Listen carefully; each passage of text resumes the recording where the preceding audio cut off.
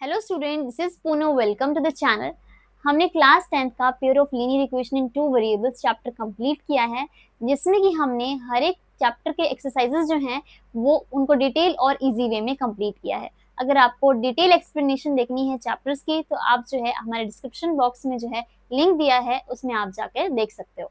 आज का वीडियो आपके लिए मोस्ट इंपॉर्टेंट वीडियो रहने वाला है, क्योंकि आज की वीडियो में हम सारे टॉपिक्स को कवर अप करेंगे जो कि इस चैप्टर के लिए मोस्ट इंपॉर्टेंट है। यानी top 10 most important previous year questions जो हैं आपके उनको हम लेकर आए हैं इस वीडियो में, जिसमें कि आपके जो है मोस्ट रिपीटेड क्वेश्चन है, यानी जो कि बार बार आपको एग्जाम्स में देखने को मिलते हैं वो सारे क्वेश्चंस, और साथ में आपके लिए नेक्स्ट ईयर के लिए मोस्ट एक्सपेक्टेड क्वेश्चन जो हैं वो इस वीडियो में हम कवर करेंगे। यानी इस वीडियो के बाहर जो है आपको कुछ भी देखने को नहीं मिलेगा इस चैप्टर से, ओनली इस वीडियो में जो है आपको जो भी टॉपिक्स हैं वो सारे हम कवर अप कराएंगे। सो ये वीडियो बहुत इंपॉर्टेंट रहने वाला है। सो स्टार्ट कर लेते हैं top 10 most important question of this chapter.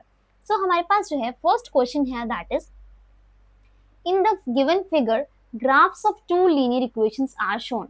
यानी हम आपको एक फिगर दिया हुआ है जिसमें कि आपको दो लीनियर इक्वेशंस दी हुई हैं, उनके ग्राफ्स दिए हुए हैं। यानी अब आप ध्यान से देखो फिगर को, तो आपके पास एक फिगर है, यानी फिगर आपका क्या है, यहाँ पर ग्राफ है। अब ग्राफ जो है आपके पास किसको लाइंस को मिलकर बना होता है, एक एक्स एक्सिस होती है आपके पास, एक वाई एक्सिस होती है।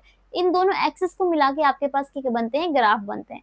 इस क्वेश्चन में आपको बोल रहे हैं कि जो ग्राफ है आपके दो लीनियर इक्वेशंस जो हैं वो शो की हुई है इस ग्राफ में। अब दो लीनियर इक्वेशन कैसे शो की हैं, हमने पढ़ा था कि लीनियर इक्वेशन जो होती हैं आपके पास कौन सी इक्वेशन होती हैं, वो इक्वेशन जिनकी डिग्री यानी हाईएस्ट पावर जो होती है वो 1 होती है। जो इक्वेशंस होती हैं उनमें जितने जहां जहां आपकी वेरिएबल्स होंगी उसकी हाईएस्ट पावर आपको चेक करनी है, यानी हाईएस्ट डिग्री क्या है उसकी, जो कि हाईएस्ट पावर अगर उसकी 1 है तो इसका मतलब है वो आपके क्या है, लीनियर इक्वेशन है। इसका मतलब ये हमारी लीनियर इक्वेशन जो होती हैं, जितनी भी लीनियर इक्वेशन है आपके पास, उन सब के ग्राफ जो है आपके पास स्ट्रेट लाइन ग्राफ बनते हैं, यानी सीधी सीधी लाइंस बनती हैं उन सारी लीनियर इक्वेशंस के जो ग्राफ्स होते हैं। अब यहाँ हमें बोला है कि आपको दो लीनियर इक्वेशंस के ग्राफ दिए हुए हैं। देखो ध्यान से, कहाँ दिए आपको, एक जो है आपको ग्राफ जो लीनियर इक्वेशन का ये है, दूसरा ग्राफ आपके पास ये है। ये दोनों क्या है, आपको स्ट्रेट लाइन है। इसका मतलब ये बिल्कुल ठीक है कि लीनियर इक्वेशन के ही ग्राफ्स हैं, क्योंकि लीनियर इक्वेशन के ग्राफ से हमारे पास स्ट्रेट लाइन ग्राफ बनते हैं। अब ध्यान से देखो, एक ये लीनियर इक्वेशन, फर्स्ट वाला लीनियर इक्वेशन का ग्राफ ये होगा, सेकंड का ये होगा। सो वो हमें दिख रहा है कि हमारे पास दो लीनियर इक्वेशन के ग्राफ्स गिवन है, यही क्वेश्चन में बोल रहा है। आगे बोला है the pair of these lines linear equation is. अब ये जो दोनों पेयर है लीनियर इक्वेशन के, पेयर का मतलब हो गया दो लीनियर इक्वेशंस, ये दोनों पेयर है हमारे पास लीनियर इक्वेशन के, वो किस टाइप के बनेंगे, यानी वो कौन सा टाइप की लाइन है ये दोनों, वो हमें बताना है। हमारे पास कुछ ऑप्शंस गिवन है, इन ऑप्शंस को देख के हमें बताना है कि कौन से टाइप्स की दोनों लाइंस हमारे पास बन रही हैं। जब भी ऐसा क्वेश्चन आपके पास आ जाए जिसमें कि आपको इस तरीके का ग्राफ गिवन हो और आपसे पूछा है कि दोनों लाइंस कौन से टाइप की हैं, तो आपको जो है कुछ चीजें पता होनी चाहिए। यानी हमने इंट्रोडक्शन में इनको बहुत डिटेल वे में किया है। अगर आपको डिटेल में इस एक्सप्लेनेशन देखनी है तो आप जो introduction to pair of linear equation वाला वीडियो देख सकते हैं। यहाँ पर हम फिर भी बेसिक से पढ़ लेते हैं कि हमारे पास जो है कंसिस्टेंट इनकंसिस्टेंट लाइन ये कौन सी होती हैं। सबसे पहले मैं आपको बताऊंगी एक ट्रिक। एक होता है हमारे पास, दोनों लाइंस होती है हमारे पास, अगर उनका आपको चेक करना है कि कोई ना कोई सोल्यूशन मिल रहा है या नहीं बन रहा, तो आप क्या करोगे, आप चेक करोगे meeting point is equals to हमारे पास सोल्यूशन। यानी आपको याद रखना है meeting point is equals to solution, यानी जहां जहां वो दोनों लाइंस एक दूसरे को मीट कर रही हैं उतने ही वहां पर सोल्यूशन बनेंगे। एक लाइन पॉइंट पे मीट कर रही है, दोनों लाइन एक ही पॉइंट पे मिल रही है तो एक सोल्यूशन बनेगा, दो पॉइंट पे मिल रही है तो दो सोल्यूशन बनेंगे, यानी अगर 10 पॉइंट पे मिल रही है तो 10 उसके सोल्यूशंस होंगे। इस तरीके से आप सोल्यूशंस को चेक कर सकते हो, जहां जहां लाइंस जो है कट करती हैं एक दूसरे को उतने ही हमारे पास सोल्यूशन बनते हैं। Meeting point is equal to solution से आप देख सकते हो।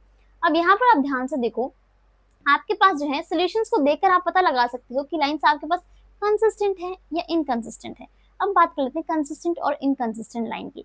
तो कंसिस्टेंट लाइन का मतलब होता है वो लाइंस जिनके कोई ना कोई सोल्यूशन हो, चाहे एक सोल्यूशन हो, चाहे दो हो, चाहे 10 हो, चाहे इनफाइनाइट हो, यानी अगर कोई ना कोई सोल्यूशन लाइन का बन रहा है, एक भी एटलीस्ट एक भी सोल्यूशन उन लाइन का है, इसका मतलब वो कंसिस्टेंट लाइन है। बात करें इनकंसिस्टेंट की, वो लाइन जिनके कोई भी सोल्यूशन नहीं होते वो हमारे पास होती है इनकंसिस्टेंट लाइन। ये बहुत सिंपल बात है। कंसिस्टेंट मतलब हैविंग सॉल्यूशंस, इनकंसिस्टेंट मतलब नो सॉल्यूशंस। जिनके सॉल्यूशन होते हैं वो कंसिस्टेंट होती है, जिनके कोई सॉल्यूशन नहीं होता वो हमारे पास क्या होती है, इनकंसिस्टेंट है। ये बहुत ही सिंपल बात है। अब आपको पता लगाना है कि इनमें कौन सी लाइन कंसिस्टेंट है, ये वाली लाइन दोनों कंसिस्टेंट है, ये आपके पास इनकंसिस्टेंट लाइन है। तो मैंने आपको बोला कि कंसिस्टेंट का मतलब है कि कहीं ना कहीं उनके सोल्यूशन बन रहे हैं, यानी कहीं ना कहीं वो मिल रही है लाइंस। तो यहाँ पर आप दोनों लाइंस को ध्यान से देखो, एक लाइन आपकी इस तरीके से जा रही है, दूसरी लाइन आपके नीचे से जा रही है। क्या आपको दोनों लाइंस कहीं मिलती हुई दिखाई दे रही हैं, यानी कहीं वो मीट कर रही है एक दूसरे को? तो बिल्कुल भी नहीं कर रही, वो आमने सामने है लाइंस, एक दूसरे को नहीं मिल रही है। या इसका मतलब ये क्या है, हमारे पास इनकंसिस्टेंट लाइन है, क्योंकि इनके कोई सोल्यूशन ही नहीं आएंगे। अगर इनका नो सोल्यूशन है तो हमारे पास क्या है, इनकंसिस्टेंट लाइन है। आपको पता लगे कौन सी लाइन से इनकंसिस्टेंट लाइन है। देखो आपके पास ऑप्शन में इनकंसिस्टेंट लाइन कहाँ कहाँ गिवन है, आप ध्यान से देखोगे आपके पास option number C and option number D में इनकंसिस्टेंट है, बाकी ए और बी वाला ऑप्शन जो है उसमें कंसिस्टेंट है। कंसिस्टेंट लाइन ही नहीं है, क्योंकि यहाँ पर हमारे पास कोई भी सोल्यूशन नहीं निकल रहा। सो आपके पास ए और डी वाला ऑप्शन जो है वो कट हो गया। अब सी और डी में आपको देखना है कि कौन सा आपका आंसर जो है वो करेक्ट है। अब ध्यान से देखो स्टूडेंट्स, इनकंसिस्टेंट का मतलब है यहाँ पे इनकंसिस्टेंट सिर्फ बोल रहे हैं कि ओनली इनकंसिस्टेंट है, यानी इनकी कोई सोल्यूशन नहीं है, कहीं मीट नहीं कर रही, तो इनकंसिस्टेंट। डी ऑप्शन आपको बोल रहा है इनकंसिस्टेंट तो है but can be made consistent, लेकिन आप इनको कंसिस्टेंट बना सकते हो बाय एक्सटेंडिंग दीज लाइन। अगर आप इन दोनों लाइंस को बढ़ा दो आगे तक तो आप इनको कंसिस्टेंट बना सकते हो, यानी ये कहीं ना कहीं जाकर मिल सकते हैं, यानी इनके सोल्यूशन निकल सकते हैं। सो हम चेक कर लेते हैं। हमने यहाँ तो बोला फिलहाल तो ये हमें इनकंसिस्टेंट दिखाई दे रही है, क्योंकि ये कहीं भी नहीं मिल रही है। बट अगर मैं इनको बोल रहे हैं कि एक्सटेंड कर दूं, तो हम करके देख लेते हैं कि हमारे पास सच में कंसिस्टेंट हो जाएंगी। तो आप क्या करोगे, आप इनको जो है एक्सटेंड करो धीरे धीरे आगे तक। आप चेक करोगे एक्सटेंड करके, तो आप देखोगे कि ये कहीं ना कहीं आगे जाके कोई ऐसा पॉइंट निकलेगा जहाँ पे एक दूसरे को मीट करेंगे, यानी मिलेंगी।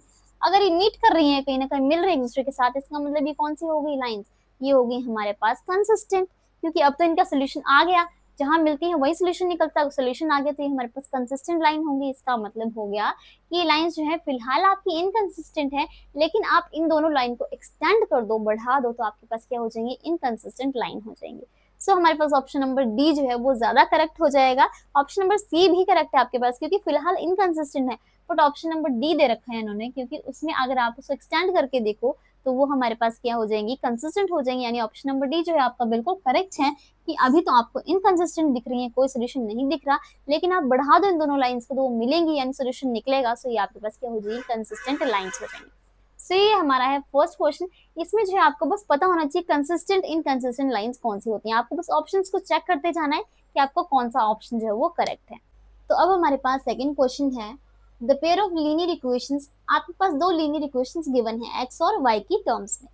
अभी जो है रिप्रेजेंट टू लाइंस, ये दो लाइंस को रिप्रेजेंट करेंगे, यानी जब आप इनके ग्राफ्स बनाओगे तो आपके पास दो लाइंस बनेंगी, विच आर, वो कैसी होंगी, बट आपको बताना है जो दोनों लाइंस बनेगी आपके पास वो किस टाइप की होंगी, इंटरसेक्टिंग होंगी, पैरेलल होंगी या कोइंसिडेंट होंगी। तो आपको पता होना चाहिए इंटरसेक्टिंग, पैरेलल और कोइंसिडेंट लाइंस को अगर आपको चेक करना है तो आप किस तरीके से चेक करोगे। तो यहाँ पर हम बात कर लें, सबसे पहले हमारे पास एक ट्रिक होती है जिससे कि आप पता लगा सकते हो कौन सी लाइंस आपके पास इंटरसेक्टिंग है, पैरेलल और कोइंसिडेंट है। सो सबसे पहले बात कर लेते हैं इंटरसेक्टिंग लाइंस की। अच्छा, देखो जैसे कि आपका नाम है, इंटरसेक्टिंग का मतलब क्या होता है, इंटरसेक्टिंग का मतलब होता है वो इंटरसेक्ट कर रही है एक दूसरे को, यानी काट रही है एक दूसरे को। काटने का मतलब है कि वो कितने पॉइंट पे काटती है, intersecting lines only one point पे काटती हैं, यानी इनका ओनली वन सोल्यूशन होता है। कोई भी लाइन जा रही है आपकी और कहीं बीच में से कोई भी लाइन आ रही है और वो एक पॉइंट पे कट करते हुए जा रही है उस लाइन को, इसका मतलब है वो इंटरसेक्टिंग लाइंस है आपकी, ठीक है। सो ये आपकी इंटरसेक्टिंग लाइंस हो गई। अब इंटरसेक्टिंग लाइंस को अगर आपको देखना है कि क्या सच में हमारे जो ग्राफ, वो जो आपके पास लाइंस है उनसे आपको पता लगाना है कि सच में आपकी इंटरसेक्टिंग लाइंस हैं या नहीं है, तो आप क्या करोगे, आपके पास एक रेशियो होता है। रेशियो किसका होता है, आपके पास कोफिशिएंट जो होते हैं एक्स और वाई के, जो कि a1 a2 b1 b2 होते हैं हमारे पास, c1 c2, उनसे आप पता लगा सकते हो देखते ही दोनों लाइंस को कि आपके पास कौन सी टाइप की लाइंस बन रही है। यानी अगर आपको पता लगाना है कि आपके पास इंटरसेक्टिंग लाइंस है तो आपके पास रेशियो क्या होते हैं, रेशियो जो होते हैं आपके पास a1/a2 का और b1/b2 जो होते हैं वो दोनों अनइक्वल होते हैं, यानी बराबर नहीं होते, तो आपके पास क्या होती है, इंटरसेक्टिंग लाइंस होती है। बस आपको ये मेन चीज ध्यान में रखनी है, अगर आपने ये ध्यान में रखनी है तो आप बहुत इजीली जो है क्वेश्चन को सॉल्व कर लोगे। आगे है आपके पास पैरेलल लाइंस। अब पैरेलल, जैसे कि नाम है पैरेलल, अब पैरेलल लाइंस कैसी होते हैं आपके पास, पैरेलल का मतलब आमने सामने चलती रहती हैं, ऐसा कोई भी पॉइंट नहीं आएगा पैरेलल लाइंस में जहां वो मीट करेंगे। यानी आपको देखना है कि दोनों लाइन आमने सामने जा रही है, कहीं मिल नहीं रही है, यानी वो क्या है, आपके पास पैरेलल लाइन है। इसको चेक करना है तो आपके पास क्या होता है, जैसे दोनों अनइक्वल थे यहाँ पे बराबर होते हैं दोनों, बट लास्ट वाला जो रेशियो होता है आपका वो बराबर नहीं होता, यानी c1/c2 आपका बराबर नहीं होता, पहले दोनों बराबर है, लास्ट वाला बराबर नहीं है, ठीक है। ये हो गया आपके पास पैरेलल लाइंस को चेक करने का। अब आप बात कर लेते हैं कोइंसिडेंट। कोइंसिडेंट का मतलब क्या होता है? देखो, कोइंसिडेंट होता है कि वो लाइंस जो कि एक दूसरे को ओवरलैप कर रही हैं। इसका मतलब एक के ऊपर एक लाइन है, जैसे कि लाइन जा रही है आपकी, इसके ऊपर ही दूसरी लाइन जा रही है, दोनों लाइंस एक के ऊपर एक है, इसका मतलब ये कोइंसिडेंट लाइंस है। और कोइंसिडेंट लाइन का रेशियो होता है हमारे पास, तीनों बराबर होते हैं रेशियोज, यानी a1/a2 is equals to b1/b2 is equals to c1/c2, तीनों बराबर है, इसका मतलब ये कोइंसिडेंट लाइंस है। अब देखो स्टूडेंट्स, आपको जो है सबसे मेन चीज जो ध्यान में रखनी है वो है रेशियोज। अगर आपको रेशियोज ध्यान में है तो आप बहुत इजीली निकाल सकते हो किसी भी क्वेश्चन में कि आपके पास पैरेलल लाइन है, इंटरसेक्टिंग है या कोइंसिडेंट है। जैसे कि अभी हम यहाँ निकालेंगे, आपके पास दो लाइंस गिवन है, हमें सिर्फ चेक करना है, दोनों इक्वेशंस आपको गिवन है तो आप बहुत इजीली चेक कर सकते हो। रेशियोज आपको ऑलरेडी गिवन होते हैं, आपको बस पुट करके देखना है कौन से रेशियोज बराबर है, कौन से बराबर नहीं है, उससे आपको पता लग जाए कौन सी टाइप की हमारे पास लाइंस है। सो देखो, सबसे पहले हम लाइंस को लिखते हैं। पहली क्वेश्चन आपका 2x is equals to 5y plus 6, ठीक है। सेकेंड इक्वेशन आपके पास क्या है? Second equation 15y is equals to 6x minus 18, 15y is equals to 6x minus 18। अब देखो, आपके पास दो इक्वेशन तो गिवन है, बट अब यहाँ पे आपको मेन चीज का ध्यान रखनी है। आप ऐसा नहीं करोगे कि सीधा a1/a2 b1/b2 का यूज कर लोगे, क्योंकि a1 आपका पहली वाली इक्वेशन में x का कोफिशिएंट होता है, a2 आपका दूसरी इक्वेशन में x का कोफिशिएंट होता है, दूसरी इक्वेशन में x का कोफिशिएंट यहाँ है। आप यहाँ से गलती कर सकते हो कि आप कहीं y का कोफिशिएंट ना ले लो, इसलिए आपको क्या करना होता है, सबसे फर्स्ट स्टेप होता है यहाँ पे आपको देखना होता है कि इक्वेशंस क्या स्टैंडर्ड फॉर्म में है आपकी। अगर आपकी इक्वेशन स्टैंडर्ड फॉर्म में नहीं है तो आपको जो है उनको स्टैंडर्ड फॉर्म में कन्वर्ट करना है, उसके बाद ही आप रेशियोज का यूज कर सकते हो। अब मैं स्टैंडर्ड फॉर्म बता दूं आपको कि स्टैंडर्ड फॉर्म जो होती है हमारे पास लीनियर इक्वेशंस की दोनों की, वो क्या होती है? a1x plus b1y is equal plus c1 is equal to 0। यानी आपके पास जो होता है ये a1 b1 क्या होते हैं आपके पास? देखो, x के साथ में जो अटैच्ड होता है आपके पास a1 e होता है आपके पास x का कोफिशिएंट, y के साथ में आपका होता है b1, b1 होता है आपका y का कोफिशिएंट, और c1 आपका जो होती है कांस्टेंट टर्म्स। पहली इक्वेशन की होगी। सेकंड इक्वेशन को ध्यान से देखो, a2x plus b2y plus c2 is equal to 0। यानी अब सेकंड इक्वेशन में आपके पास x का कोफिशिएंट a2 होता है, y का कोफिशिएंट आपका b2 होता है, और कांस्टेंट आपका c2 होता है। ये दोनों इक्वेशन जो है पेयर जो है वो आपके लीनियर इक्वेशंस बनाते हैं। अब इन्हीं को देखकर आपको करना, सबसे पहले अरेंज करो इन इक्वेशंस को, यानी पहले आपकी x वाली टर्म आनी चाहिए, फिर y वाली, और फिर कांस्टेंट वाली। सो आप क्या करोगे, पहली इक्वेशन को देखो क्या अरेंज है? नहीं है, क्योंकि x वाली टर्म तो पहले है 2x, बट इसके साथ ही y वाली और कांस्टेंट भी होनी चाहिए। तो आप क्या करोगे, 5y को लेफ्ट हैंड साइड में लेके आओ, प्लस का साइन है यहाँ हो जाएगा माइनस का साइन, 5y हो जाएगा। यहाँ पर भी इसको लेफ्ट हैंड साइड में लेके आओगे तो प्लस 6, वहां जाके साइन चेंज हो जाएगा, माइनस का 6 इज इक्वल टू आपका बनेगा 0। ये आपकी हो गई फर्स्ट इक्वेशन। अब आप क्या करोगे, सेकंड इक्वेशन को भी रीअरेंज करो स्टैंडर्ड फॉर्म में। तो देखो, आपके पास सबसे पहले x वाली टर्म आती है, यानी x वाली टर्म आपकी ये है 6x, y वाली टर्म आपकी यहाँ है। तो आप क्या करो, x वाली टर्म जो है ये 15y भी वहां लेके जाओगे, क्योंकि आपकी सारी टर्म्स एक ही लाइन में होनी चाहिए, इज इक्वल टू में आपका ओनली 0 बचना चाहिए। तो आप 6x माइनस 18 को तो यहीं रखो, 15y को भी वहां बीच में लेके जाना पड़ेगा आपको, तभी आपकी जो है x, y और देन कांस्टेंट वाली टर्म बनेगी। तो आप क्या करो, 6x को एज इट इज लिखो, प्लस 15y है, वहां जाके माइनस 15y हो जाएगा, यहाँ माइनस 18 ऑलरेडी पड़ा हुआ इज इक्वल्स टू 0 हो गया आपके पास। यानी अब आपने सेकंड इक्वेशन को भी क्या कर लिया, स्टैंडर्ड फॉर्म में बना लिया। जैसे ही आप चेक करो कि यहाँ x वाली टर्म्स है या y वाली, और यहाँ कांस्टेंट के नीचे कांस्टेंट बन गया, इसका मतलब हमारी स्टैंडर्ड फॉर्म आ गई। अगर आपके स्टैंडर्ड फॉर्म आ गई, आप इजिली जो है रेशियोज को देख के पता लगा सकते हो आपके पास कौन सी वाली लाइन्स। देखो ध्यान से देखो, अब आपके पास रेशियोज कैसे, a1 a2 b1 b2 c1 c2 का आपको पता है क्या है। अब हम ध्यान से यहाँ पे लिख लेते हैं, चाहे अगर आपको कोई डाउट हो तो a1 की वैल्यू लिखो आप। a1 की वैल्यू x के कोफिशिएंट के साथ में, पहली वाली इक्वेशन x के साथ में 2 है, तो a1 इज इक्वल्स टू आपके पास कितना है, 2 है। b1 की बात करें तो b1 आपके पास क्या है, y के साथ में फर्स्ट इक्वेशन में माइनस का 5 है, स्टैंडर्ड फॉर्म आपके बीच में प्लस होता है, बट यहाँ माइनस का 5 के साथ जाएगा, तो माइनस का 5 हो गया आपके पास b1।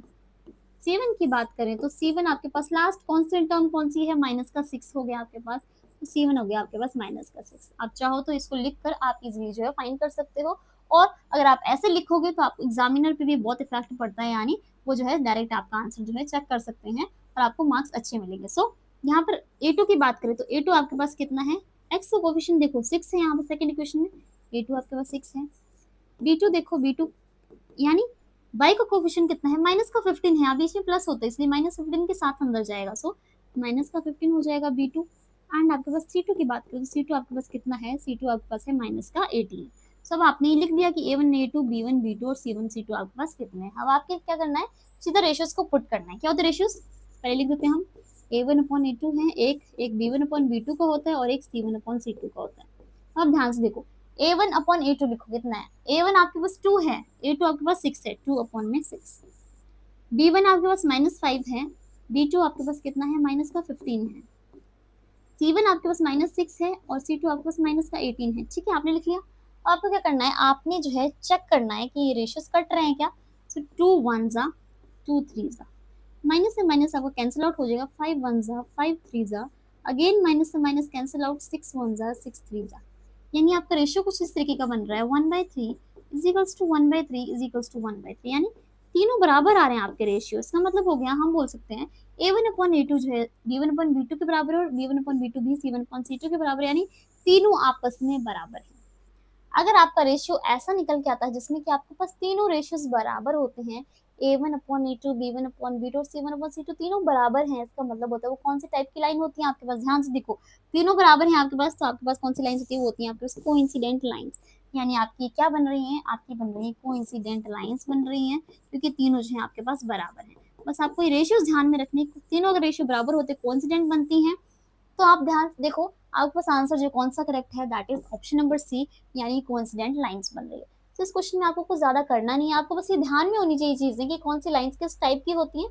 अगर आपको ये पता है तो आप इजीली जो है निकाल सकते हैं, क्योंकि सारे ऑप्शंस A1/A2 सारी चीजें आपको पास ऑलरेडी गिवन है क्वेश्चन में, आपको कुछ भी फाइंड नहीं करना है, आपको ओनली लिखनी है एंड आपको चेक करना है। तो ये हमारा हो गया क्वेश्चन नंबर 2। मूव करते हैं नेक्स्ट क्वेश्चन की तरफ। अब हमारे पास थर्ड क्वेश्चन जो है वो आपका थोड़ा सा डिफरेंट क्वेश्चन है आपके पास, ये 2020 का क्वेश्चन है। इसमें जो है आपको क्या करनी है, फाइंड द वैल्यू ऑफ के, यानी हमें के की वैल्यू को निकालना है। अब for which system of equations, दो इक्वेशंस आपको गिवन है, एक आपकी एक्स और वाई की टर्म में गिवन है, लेकिन यहाँ पर सेकंड इक्वेशन जो है आपकी, उसमें वाई का कोफिशिएंट जो है वो आपका के है, और इसी के को आपको फाइंड करना है कि यहाँ पे के की वैल्यू आपकी कितनी होगी।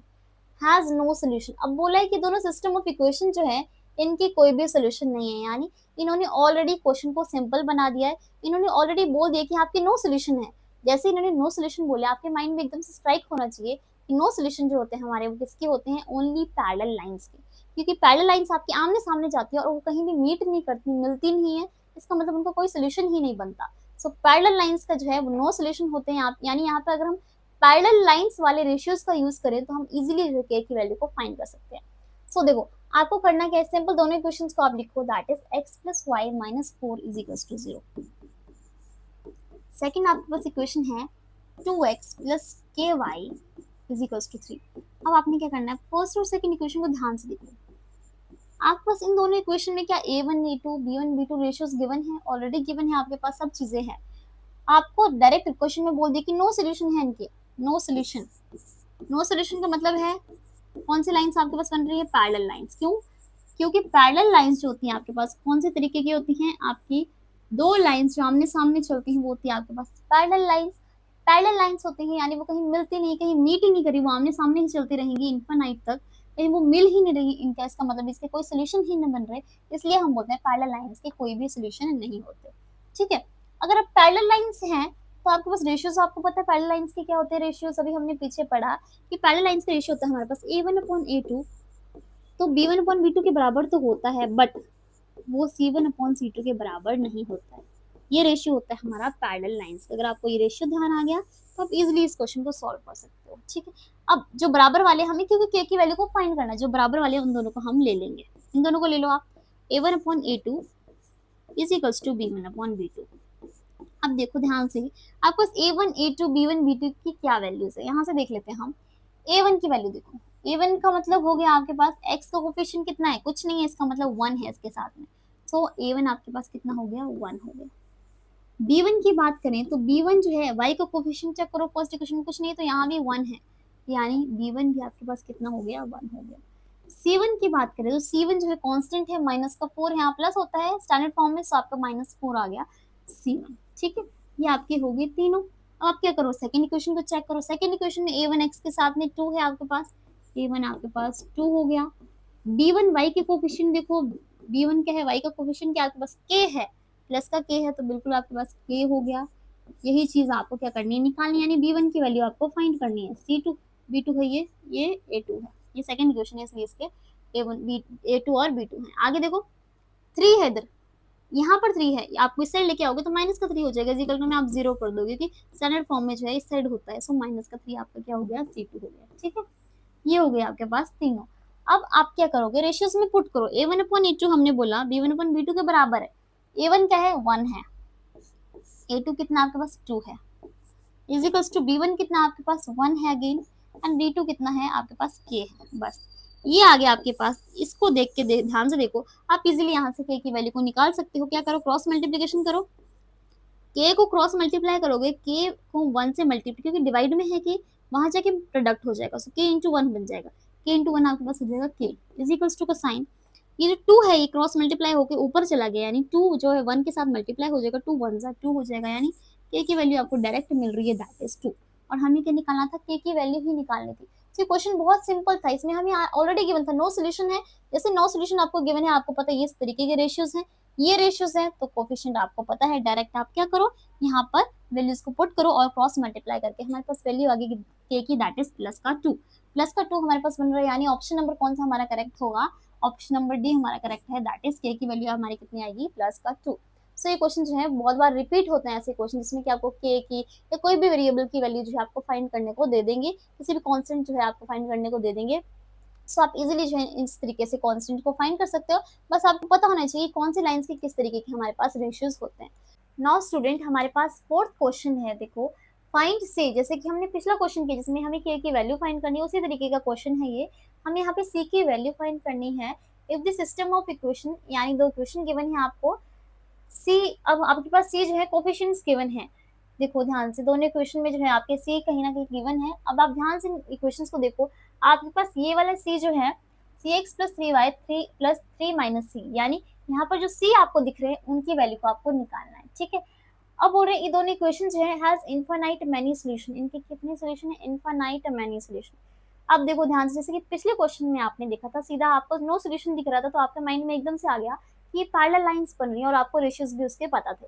वैसे यहाँ पे आपको बोल रहे infinitely many solution, infinitely many solution कौन सी लाइंस के होते हैं, ध्यान से याद करो कि जो कोइंसिडेंट लाइंस होती हैं आपके पास वो कुछ इस तरीके की होती हैं, यानी एक लाइन जाती है उसी के ऊपर दूसरी लाइन चलती जाती है, यानी दोनों लाइन एक दूसरे को ओवरलैप करते हुए जाती हैं, यानी वो कितने पॉइंट पे एक दूसरे को कट करती हैं। आप ध्यान से देखो, अगर इसी के ऊपर एक लाइन जा रही है, इसका मतलब इस पॉइंट पे भी कट किया हुआ, इस पे भी, इस पे भी, मतलब ये बहुत सारे पॉइंट्स पे कट करती हुई जा रही है उस लाइन को।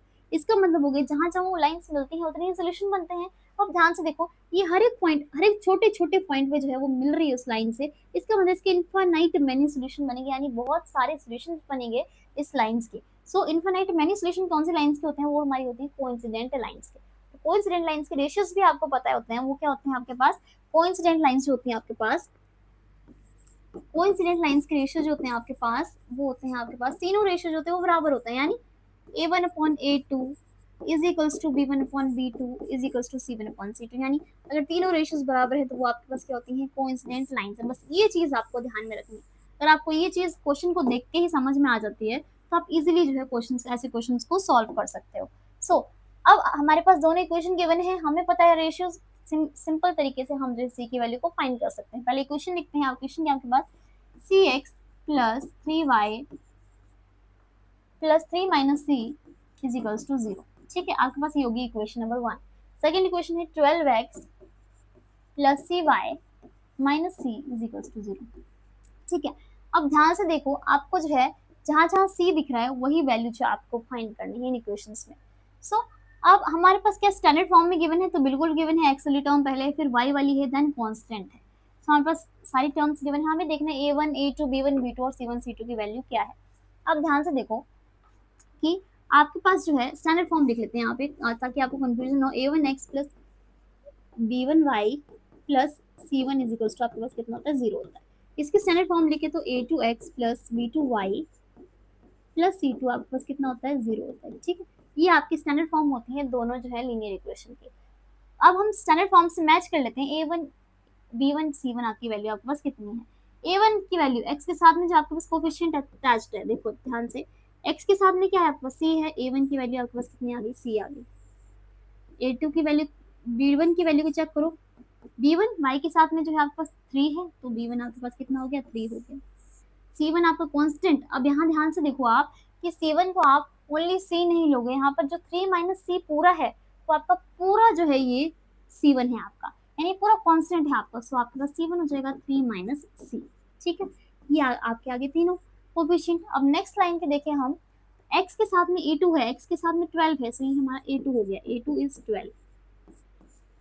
b2 की बात करें तो y के साथ में देखो आप कितना है, c है आपके पास, b2 आपके पास c हो गया। एंड अगर C2 की बात करें तो C2 आपके पास क्या है, C है बट साथ में माइनस का साइन है। क्यों? क्योंकि जो स्टैंडर्ड फॉर्म होती है आपके पास उसमें प्लस का साइन होता है, बट ये C जो है उसके साथ में जाएगा माइनस का साइन, तो C2 आपका हो गया माइनस का C। अब आप क्या करो, रेशियोज आपको पता है A1/A2, B1/B2, C1/C2 तीनों बराबर होते हैं, पुट कर दो डायरेक्ट। A1/A2, A1 क्या है, C है, C अपॉन में A2 कितना है आपके पास 12 है, C अपॉन में 12 is equals to B1/B2, B1 3 है, B2 C है, 3 upon C, C1 upon C2, C1 क्या है 3 माइनस C है, और C2 क्या है माइनस का C है। ये हो गया आपके पास रेशियोज जो आपने लिख दिए। अब आपको इनको ही सॉल्व करना है और C की वैल्यू को फाइंड करना है। आपके पास तीनों है, बट आप ध्यान से देखो तीनों में C है, इसमें भी C है, इसमें भी है, इसमें भी है, यानी आपको तीनों रेशियोज को यूज करना पड़ेगा। कैसे करोगे, पहले आप क्या करोगे, दो को फर्स्ट टू को यूज करोगे। फर्स्ट टू को लिखो C upon 12 is equals to 3 upon C। पहले इन दोनों को यूज करके हम देख लेते हैं कि हमारे पास C की वैल्यू कितनी आएगी। क्या करते हो, यहाँ पे आप क्रॉस मल्टीप्लाई करते हो, यानी ये नीचे वाला जो है वो ऊपर चला जाता है, यहाँ पर भी नीचे वाला ऊपर चला जाता है। इसका मतलब है डिवाइड में था, वहां जाके प्रोडक्ट हो जाएगा, तो C इंटू सी हो जाएगा। सो C इंटू सी कितना होता है आपका, C का स्क्वायर बन जाएगा। इज इक्वल्स टू में 12 उधर जाके मल्टीप्लाई हुआ 3 से, 12 3 सा 36 हो जाएगा आपके पास। C square is equals to 36 आ गया। स्क्वायर है यहाँ पर, स्क्वायर जब यहाँ से रिमूव होता है, हटता है, तो C तो एज इट इज रहेगा, स्क्वायर वहां जाके क्या बनता है आपका बना देता है अंडर रूट, यानी स्क्वायर रिमूव हो गए सामने वाली साइड में जाएगा तो वो अंडर रूट बना देता है आपका। अंडर रूट में 36 की वैल्यू कितनी आती है आपकी, यानी किन नंबर्स को जो है दो बार मल्टीप्लाई करने पर 36 आए, 6 आपके पास कितना होता है 36 होते हैं, यानी C की वैल्यू आपके पास कितनी आ गई, अंडर रूट में 6 मल्टीप्लाई 6 हो गई, तभी आपका 36 बनेगा। और जब भी अंडर रूट में ऐसी दो वैल्यूज आती है तो हम अगर अंडर रूट को हटाना होता है, रिमूव करना, तो हम क्या करते हैं, यहाँ से एक वैल्यू को बाहर निकाल लेते हैं। क्यों? क्योंकि यहाँ पर हमारे रूट में 6 इंटू 6 हमारे पास क्या बनता है, 6 का स्क्वायर बनता है, स्क्वायर से जो है रूट वो हमारा कैंसिल आउट हो जाता है, ओनली 6 बच जाता है। दैट इज C की वैल्यू आपके पास कितनी आ गई, 6 आ गई। लेकिन आपको मेन चीज यहाँ पे ध्यान रखनी, यहाँ पर आप गलती कर सकते हो कि ओनली 6 इसकी वैल्यू नहीं आएगी, क्योंकि जब भी आपका रूट हटता है, रिमूव होता है, तो आपके पास दो वैल्यू देके जाता है, एक प्लस वाली एक माइनस वाली, यानी पॉजिटिव और नेगेटिव दो वैल्यूज आपको मिलती हैं। यानी C आपका एक वैल्यू होगी आपकी C की 6 और दूसरी वैल्यू आपकी होगी C की माइनस का 6, यानी C की आप ये नहीं बोल सकते कि ओनली 6 वैल्यू है। आपको जो अंडर रूट जो है जब रिमूव होता है तो दो वैल्यूज देता है, एक पॉजिटिव वैल्यू एक नेगेटिव वैल्यू, और वो दोनों वैल्यूज जो है वो इक्वेशन ही होती हैं। तो यहाँ पर आपके देखो ध्यान से C स्क्वायर आया था, C स्क्वायर 36 है, यानी इसके दो सोल्यूशन निकलेंगे, आपको सीधा दिख रहा है इसकी हाईएस्ट पावर 2 है, इसका मतलब दो सोल्यूशन निकलेंगे, दो सोल्यूशन निकल गए हमारे पास, एक C 6 हो गया, एक C हो गया माइनस का 6। अब हमारे पास दो आ गए, लेकिन हमें पता है कि हमारे पास एक ही सोल्यूशन आएगा C का, ओनली वन, क्योंकि एक ही वैल्यू आएगी हमारे पास C की। बट हम देख लेते हैं, अब हम क्या करेंगे, लास्ट वाली दोनों इक्वेशन को ले लें साथ में, सेकंड और थर्ड को ले लें साथ में। अब देखते हैं कि हमारे पास C की वैल्यू कौन सी आ रही है, कौन सी हम जो है वो हमारी करेक्ट वैल्यू है। तो हम क्या कर देंगे, सेकंड और थर्ड को लो, 3 upon C is equals to आपके पास कितना आ जाएगा, 3 माइनस C अपॉन में minus C, 3 minus C upon में माइनस C। अब आप क्या करो, अगेन क्रॉस मल्टीप्लाई करो, जिससे आप क्रॉस मल्टीप्लाई करोगे माइनस C उधर जाके प्रोडक्ट हो जाएगा, यानी 3 मल्टीप्लाई माइनस C हो जाएगा आपके पास, यहाँ जाके मल्टीप्लाई हो गया, C भी वहाँ मल्टीप्लाई होगा, C मल्टीप्लाई 3 माइनस C हो गया आपके पास, ये ब्रैकेट में आ गया। अंदर मल्टीप्लाई करो, माइनस का साइन 3 इंटू C 3C हो गया आपके पास, इज इक्वल्स टू में C को अंदर मल्टीप्लाई करोगे तो पहले इसके साथ होगा, उसके बाद इसके साथ होगा, यानी 3 इंटू C 3C हो जाएगा, माइनस का साइन हो जाएगा, C इंटू C स्क्वायर हो जाएगा आपके पास। ठीक है, आप क्या करो, माइनस 3C है, इसको यहाँ लिखो, यहाँ पर आ जाएगा माइनस 3C, प्लस का इधर जाके माइनस हो जाएगा, और यहाँ माइनस का C स्क्वायर बच गया आपके पास। ठीक है, हो जाएगा आपके पास माइनस माइनस प्लस होता है, 3 प्लस 3 आपके पास 6C हो जाएगा, साइन आपके पास नेगेटिव का आएगा क्योंकि इनके साथ नेगेटिव का साइन है, इज इक्वल्स टू में माइनस का C स्क्वायर, माइनस से माइनस को कैंसिल आउट कर दो।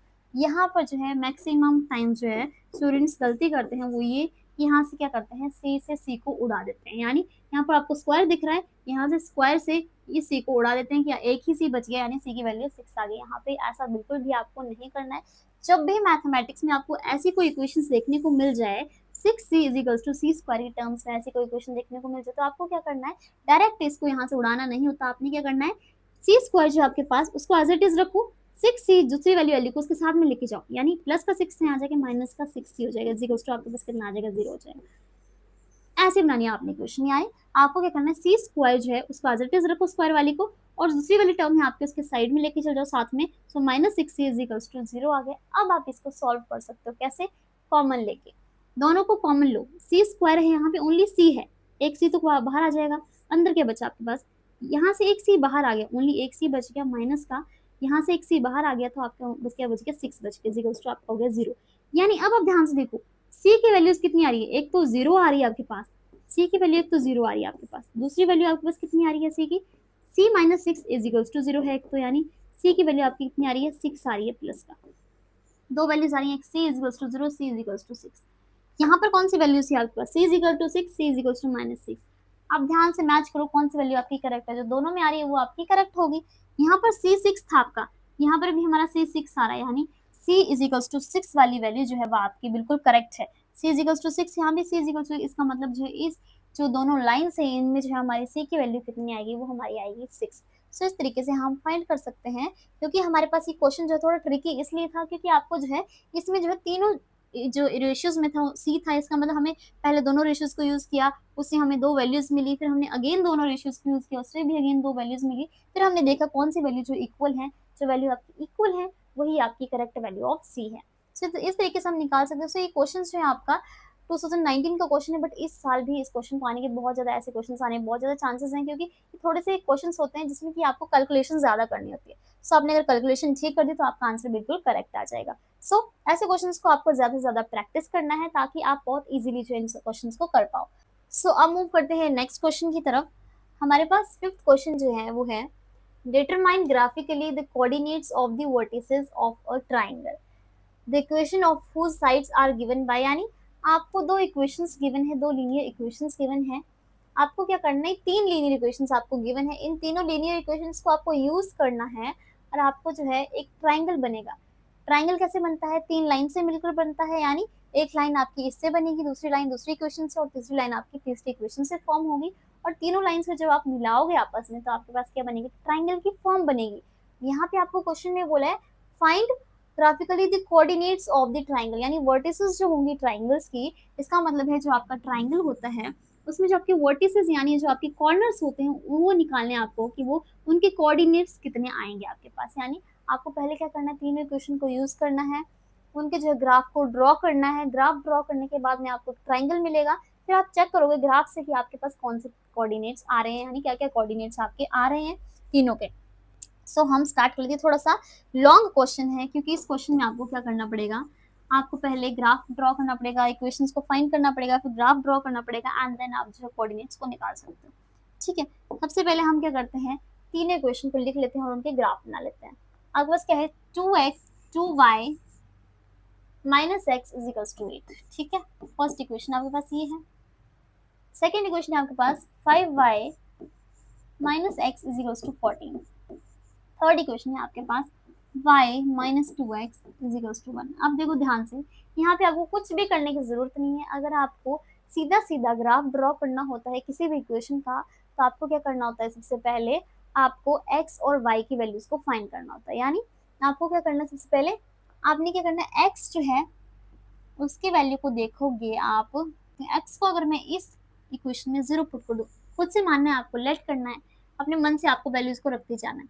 आपने यहाँ 0 रखा तो देखो इक्वेशन को देखो, 2y आपने फर्स्ट में क्या किया, x को 0 पुट किया, तो 2y माइनस x की जगह आपने 0 रख दिया, इज इक्वल्स टू में आपका क्या हो गया, 8 हो गया। ठीक है, तो 2y की वैल्यू आपके पास कितनी आएगी, इज इक्वल्स टू में 8 हो गया आपके पास, यानी y आपके पास कितना आ गया, 8 मल्टीप्लाई में 2 था, डिवाइड में आ जाएगा 2, y की वैल्यू कितनी आ गई, 4, 4 टू 8 होता है आपके पास, कैंसिल आउट हो गया, तो आपके पास y की वैल्यू कितनी आ गई, 4 आ गई। यानी फर्स्ट कोऑर्डिनेट जो है वो आपको मिल गया इस लाइन का, वो बनेगा x जो होता है वो पहले लिखा जाता है, x की वैल्यू, y की वैल्यू बाद में लिखी जाती है जब भी आपका ग्राफ बनता है तब। देखो x की वैल्यू कितनी है, 0, तो x को पहले लिखो, कॉमा दूसरी y की वैल्यू कितनी है 4, तो y को बाद में लिखो। हमेशा x वैल्यू पहले होता है, x की वर्टिसेस पहले होती है, y की बाद में होती है, ठीक है। ये बात आपको मेन चीज ध्यान में रखनी है। सो आपने एक निकाल लिया पॉइंट, दूसरा निकालते हैं हम पॉइंट। एटलीस्ट हमें 2 पॉइंट निकालने होते हैं, 2 पॉइंट से हमारा ग्राफ जो है इजीली बन जाता है। सो अगर मैं देखूँ यहाँ पे, अगर आप ध्यान से देखो, आपको जो अभी ये लाइंस पुट करनी है, तो अब आपको ध्यान से पुट करनी है ताकि आपको जो फ्रैक्शन में ना बने। यानी अगर आपने x को कोई भी वैल्यू रखी और आपकी y की वैल्यू फ्रैक्शन में आ रही है, तो वो जो है आपका ग्राफ नहीं बनता है। ग्राफ हमेशा होल नंबर में बनता है, फ्रैक्शंस में नहीं बनता है। सो आपको ये चीज़ ध्यान में रखनी है कि आपकी कोई भी वैल्यू फ्रैक्शन में नहीं आनी चाहिए। अब देखो ध्यान से, अगर मैं x को 0 पुट किया तो मेरे पास तो होल वैल्यू में आ गया, दैट इज 4। अगर मैं x को 1 पुट करूं, अगर आप x को 1 पुट करो तो -1 है, वहां जाके +1 हो जाएगा, यानी 9 बच जाएगा। और 9 2 से डिवाइड नहीं होता है, इसका मतलब 9/2 हो जाएगा और वो फ्रैक्शन हो जाएगा। इसका मतलब हो गया कि ये वैल्यू जो है 1 यहाँ पे पुट नहीं कर सकते आप, ठीक है। सो और कोई वैल्यू देखते हैं, अगर यहाँ 2 पुट करूँ तो -2 वहां जाके +2 बना देगा, यानी 10 बना देगा। 10 2 से डिवाइड होता है, तो आप क्या करोगे, यहाँ x को क्या करोगे, पुट x इज 2। ये आपको चीजें ध्यान में रखनी कि आपको फ्रैक्शन में नहीं वैल्यूज को लेके आना है, ठीक है। x को 2 पुट करो, 2y एज इट इज रहेगा, माइनस x की जगह आप रखोगे 2 इजिकल्स टू आपके पास कितना आ गया, 8 आ गया। 2y इजिकल्स टू आपके पास कितना आ गया, 8 -2 + 2 बन जाएगा। सो 2y की वैल्यू कितनी आ गई, 10 आ गई, 8 + 2। सो y आप निकालोगे 10 अपॉन में 2 हो गया, यानी मल्टीप्लाई में था, डिवाइड में चला गया, तो y की वैल्यू 2 5 से 10 होता है, यानी y की वैल्यू आपके पास कितनी आ गई, 5 आ गई। सो आप बोल सकते हो सेकंड एक और कोऑर्डिनेट आपके पास मिल गया। एक 0,4 था, पहले x का कोऑर्डिनेट फिर y का। x कितना है, 2 है, y आपके पास कितना है, 5 है, यानी 2,5। ये दोनों मिल गया आपके पास। फर्स्ट इक्वेशन में आपने दो कोऑर्डिनेट निकाले, 0,4 एंड 2,5, ठीक है। ये दोनों आ गए। अब हमें क्या करना है, सेकंड इक्वेशन का फाइंड करना है। सेम इसी तरीके से आप क्या करो, x की वैल्यू को पुट करते जाओ, y निकालते जाओ। पहले मैं क्या करती हूँ, x को 0 पुट कर लेती हूँ, क्योंकि 0 पुट करने से कोई इफेक्ट यहाँ पे नहीं पड़ रहा। क्या सच में नहीं पड़ रहा, तो आप देखो यहाँ 0 पुट करोगे, ये 14 है, 14 5 से डिवाइड नहीं होता, तो बिल्कुल इफेक्ट पड़ेगा। इसका मतलब है हम 0 को पुट नहीं कर सकते यहाँ पर, ठीक है। तो अगर 0 पुट नहीं कर सकते तो हम क्या पुट करेंगे इसके बाद, ध्यान से देखो, अगर मैं यहाँ पर 1 पुट कर दूँ तो -1 है, वहां जाके +1 बन जाएगा, 14 + 1 15 हो जाएगा, यानी 15 जो है 5 की टेबल में आता है। तो आप क्या करोगे, x को 1 पुट करोगे, 1 से स्टार्ट करोगे, 0 से नहीं कर सकते। सो आपके पास क्या जाएगा, 5y माइनस का साइन, x हमने 1 रखा is equals to 14। So 5y -1 उधर जाके +1 हो जाएगा, 14 + 1 आपके पास 5y इज इक्वल्स टू 15 हो जाएगा। इसका मतलब हो जाएगा y की वैल्यू कितनी आ जाएगी, 15 अपॉन में 5, 5 3 सा 15 होता है। इसका मतलब हो गया y की वैल्यू आपके पास कितनी आ गई, 3 आ गई। सो आपका कोऑर्डिनेट पहला आ गया, क्या आ गया इसका, x की वैल्यू पहले, y की वैल्यू बाद में। x 1 है, y 3 है, 1,3 बन गया, ठीक है। ये हो गया फर्स्ट निकाल लिया। सेकंड एक और पॉइंट निकाल लेते हैं। x को अगर मैं यहाँ 2 पुट कर दूं तो 2 वहां जाके -2 + 2 हो जाएगा, 14 + 2 कितना बन जाएगा आपके पास, 16, और वो भी 5 से डिवाइड नहीं होता। अगर मैं इसको 3 पुट करूं तो -3 वहां जाके प्लस का 3 हो जाएगा, अगेन ये 17 बन जाएगा। सो ये भी नहीं यूज होगा। आगे आप 4 पुट करो, तो 4 पुट करोगे तो +4 हो जाएगा, यानी आपके पास क्या बन जाएगा, ये 18 बन जाएगा। 18 भी नहीं होता है। अगेन 5 पुट करोगे तो भी नहीं। जैसे आप 6 पुट करोगे, यहाँ पे देखोगे आप 6 पुट करोगे, -6 वहां जाके +6 हो जाएगा, और 6 + 14 आपको 20 आएगा, 25 से डिवाइड होता है, यानी x की जगह आपको क्या पुट करना पड़ेगा, 6 पुट करना पड़ेगा। ये चीजें आपको जितनी ज्यादा आप प्रैक्टिस करोगे उतनी ज्यादा अच्छे से आपको समझ में आ जाएंगी। सो 5y को एज इट इज रखो, माइनस x कितना आपके पास 6 है, इज इक्वल्स टू आपके पास कितना हो गया, 14 हो गया। सो 5y को एज इट इज रखो, -6 वहां जाके प्लस का 6 हो जाएगा, 14 + 6 आपके पास कितना बनता है, 20। लेफ्ट हैंड साइड में 5y है, सो y क्या है, इज इक्वल्स टू में 20 अपॉन में कितना हो जाएगा, बस मल्टीप्लाई में डिवाइड में जाएगा 5, 5 4 से 20, y की वैल्यू आपके पास कितनी आ गई, 4 आ गई। अगेन कोऑर्डिनेट लिखो, पहले x का देन y का, पहले x 6 है, y 4 आ रहा है, 6,4। अगेन इसके दो कोऑर्डिनेट्स मिल गए, 1,3 एंड 6,4, ठीक है। ये दोनों कोऑर्डिनेट्स अब इन लाइंस के भी मिल गए। थर्ड पे चलें तो y - 2x is equals to 1 है आपके पास, ठीक है। आपको क्या करना है, इसको चेक करना है, तो आप क्या करो, देखो y x की वैल्यू को पुट करते जाओ।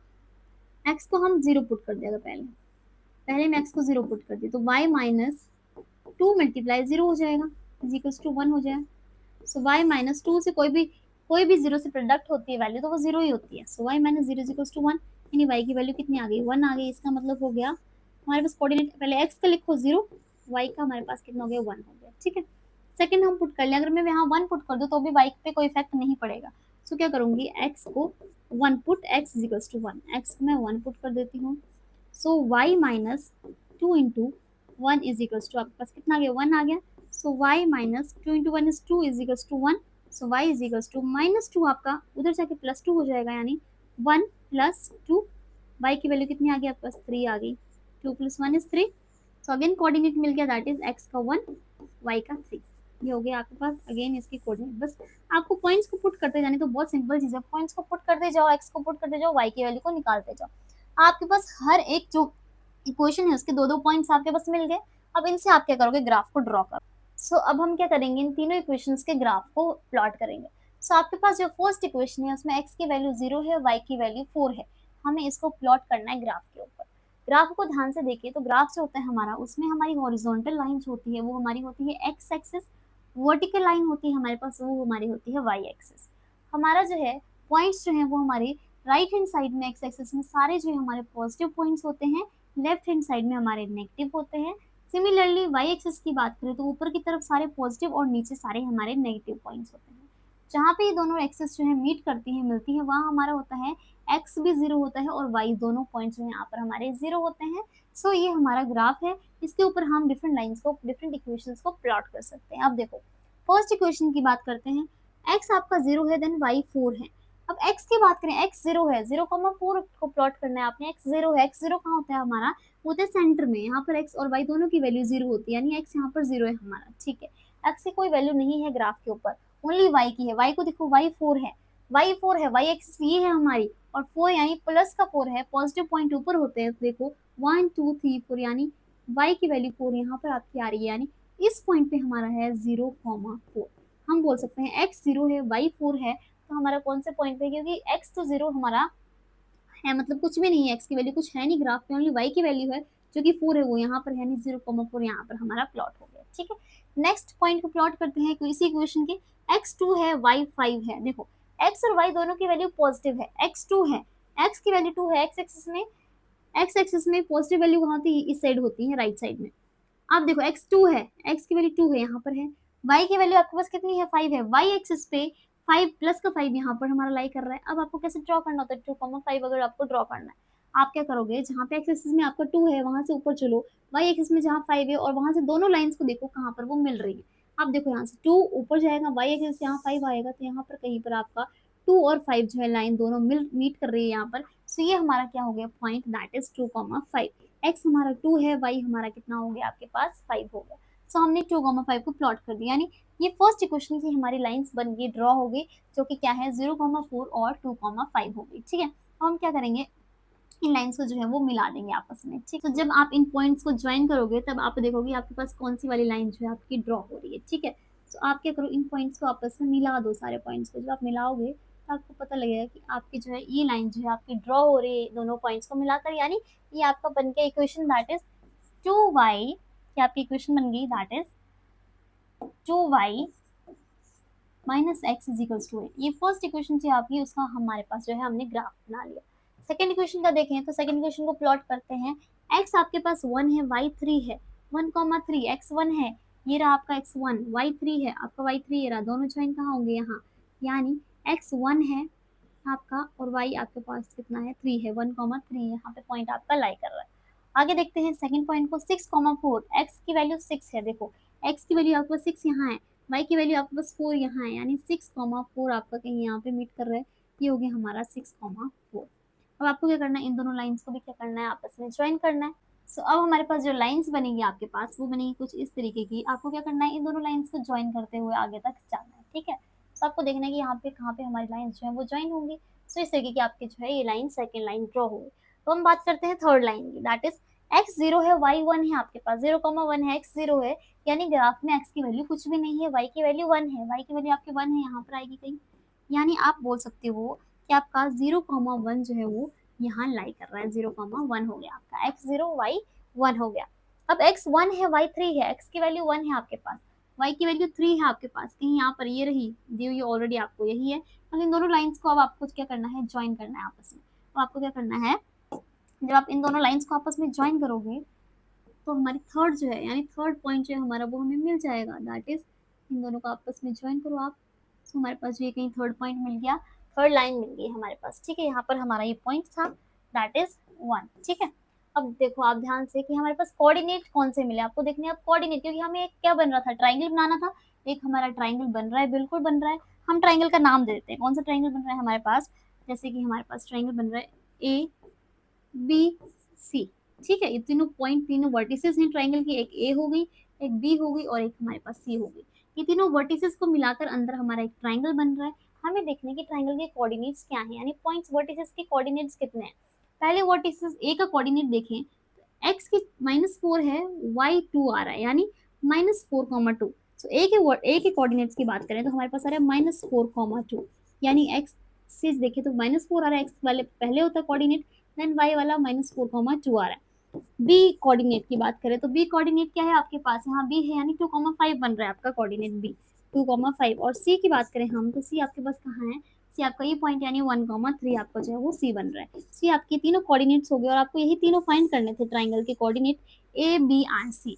तीनों की वैल्यूज आपने निकाल ली, आपको ट्राइंगल ड्रॉ करना है, उससे आपको इजीली पता लग जाएगा कि आपके कोऑर्डिनेट्स जो है वो किस पॉइंट पे कितने बन रहे हैं। से हमारा हो गया क्वेश्चन, जिसमें कि हमें थोड़ा डिफरेंट क्वेश्चन था, थोड़ा लॉन्ग क्वेश्चन है, ये आपका जो है 5 मार्क्स में पूछा जा सकता है, जिसमें कि आपको जो है ये सारे पॉइंट्स को निकालना है, देन ग्राफ प्लॉट करना है, उसके बाद में आपको ट्राइंगल को ड्रॉ करना है और फिर आपको कोऑर्डिनेट्स को लिखना है। सो हमने कोऑर्डिनेट्स को लिख लिया, इस तरीके से आप इजीली फाइंड कर सकते हो, बस आपको पता होना चाहिए कि आपको किस तरीके से इन क्वेश्चंस को सॉल्व करना है। सो अब चलते हैं नेक्स्ट क्वेश्चन की तरफ।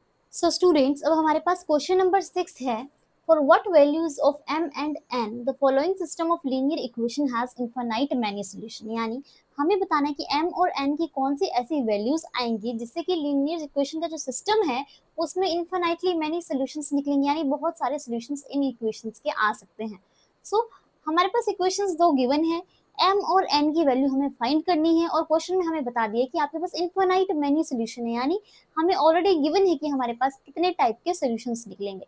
तो ये तो बहुत ही सिंपल बना दिए क्वेश्चन को, जैसे कि हम पीछे क्वेश्चंस कर रहे थे उसमें हम किसी में k की वैल्यू, किसी में c की वैल्यू निकाल रहे थे। इसका मतलब है उसमें हम एक ही वैल्यू फाइंड कर रहे थे, एक ही कांस्टेंट की वैल्यू, और इस क्वेश्चन में हमें दो कांस्टेंट्स की वैल्यू फाइंड करनी है। सो अब इस क्वेश्चन को हम कैसे करेंगे, हम क्या करेंगे, सबसे पहले जब हमें गिवन है infinite many solution, infinite many solution का मतलब है इसके बहुत सारे सॉल्यूशंस होंगे। अगर इसके बहुत सारे सॉल्यूशंस हैं तो ऐसी कौन सी लाइंस होती हैं जिनके इन्फिनाइट मैनी सॉल्यूशंस आते हैं, तो आपको पता होना चाहिए कि कोइंसिडेंट लाइंस जो होती हैं हमारे पास उनमें इन्फिनाइट मैनी सॉल्यूशंस होते हैं। कैसे होते हैं, क्योंकि जैसे कि आपके पास एक लाइन है, राइट, आपके पास एक लाइन है, तो जो वो लाइन होती है कोइंसिडेंट लाइन कैसी लाइन होती है, एक के ऊपर एक लाइन होती है, यानी लाइंस एक दूसरे को ओवरलैप करती हैं, इसका मतलब इसके ऊपर ही एक और लाइन जा रही होगी, ये होती है हमारे पास कोइंसिडेंट लाइन, यानी दोनों लाइन जो होती हैं वो एक ही लाइन के ऊपर होती है दूसरी लाइन। सो ये हमारी कोइंसिडेंट लाइंस है। सो इसके अब हम इसमें बात करें कि हमारे पास कितने सॉल्यूशन निकलेंगे कोइंसिडेंट लाइंस के। तो सॉल्यूशंस कैसे निकलते हैं हमारे पास, जहां जहां जो मीट कर रही हैं लाइंस वहां वहां हमारा सॉल्यूशंस होता है, यानी जितनी जगह वहां लाइंस मीट कर रही हैं, जितनी जगह लाइंस मिल रही हैं दोनों आपस में, उतने ही सॉल्यूशंस आते हैं। अब इनमें देखो आप ध्यान से, तो हमारे पास जो है ये लाइंस जो है हर एक पॉइंट में मिल रही हैं, सारे पॉइंट्स पे मिल रही हैं, हर एक पॉइंट पे मिल रही है, यानी यहाँ आगे तक चलते जाओगे तो हर एक छोटे छोटे पॉइंट पे वो लाइन मिल रही है, क्योंकि एक के ऊपर एक है लाइन। सो यहाँ पर कोई डिस्टेंस ही नहीं लाइंस के बीच में, इसका मतलब हो गया हर एक पॉइंट पे लाइन मिल रही है, इसका मतलब इसके इनफाइनाइट मैनी सॉल्यूशन, यानी बहुत सारे सॉल्यूशंस इन लाइंस के निकलते हैं। सो जब हमें क्वेश्चन में गिवन है इनफाइनाइट मैनी सॉल्यूशंस इन लाइंस के, इसका मतलब हमारे दिमाग में स्ट्राइक करना चाहिए कि आपके पास कौन सी टाइप की लाइन है, ये कोइंसिडेंट लाइंस है। अब जैसे आपको पता लग गया कि कोइंसिडेंट लाइन से, तो आपको पता है कि रेशियोज जो होते हैं कोइंसिडेंट लाइंस के वो इक्वल होते हैं तीनों। सो उनका यूज करके हमें m और n की वैल्यू को फाइंड करना है। बहुत सिंपल क्वेश्चन है, बस आपको पता होना चाहिए कौन सी टाइप के आपके पास जो है लाइन बन रही है। सो अब देखो हमारे पास क्या है, दो इक्वेशंस गिवन है, सो हम इन इक्वेशंस को यूज करेंगे जिसमें कि हम निकालेंगे क्या, रेशियोज। अब देखो आपके पास कौन सी लाइंस बन रही है, कोइंसिडेंट लाइंस बन रही है, क्योंकि कोइंसिडेंट लाइंस जो होती हैं आपके पास उनके क्या होते हैं, आपके पास इनफाइनाइट मैनी सॉल्यूशंस होते हैं। कौन सी लाइंस के होते हैं, इनफाइनाइट मैनी सॉल्यूशंस, वो होते हैं आपके कोइंसिडेंट लाइंस के, क्योंकि हर एक पॉइंट पे जो क्या करती हैं, मीट करती हैं, ठीक है। सो अब इनके जो है infinite many solutions in line के, तो हमारे पास जो है इनके रेशियोज क्या होते हैं, रेशियोज जो होते हैं हमारे पास, रेशियोज की बात करते हैं ना, रेशियोज a1/a2 वो होता है b1/b2 के बराबर, और ये होता है हमारे पास c1/c2 के बराबर, यानी तीनों रेशियोज जो होते हैं हमारे पास वो क्या होते हैं, इक्वल होते हैं बिल्कुल आपस में।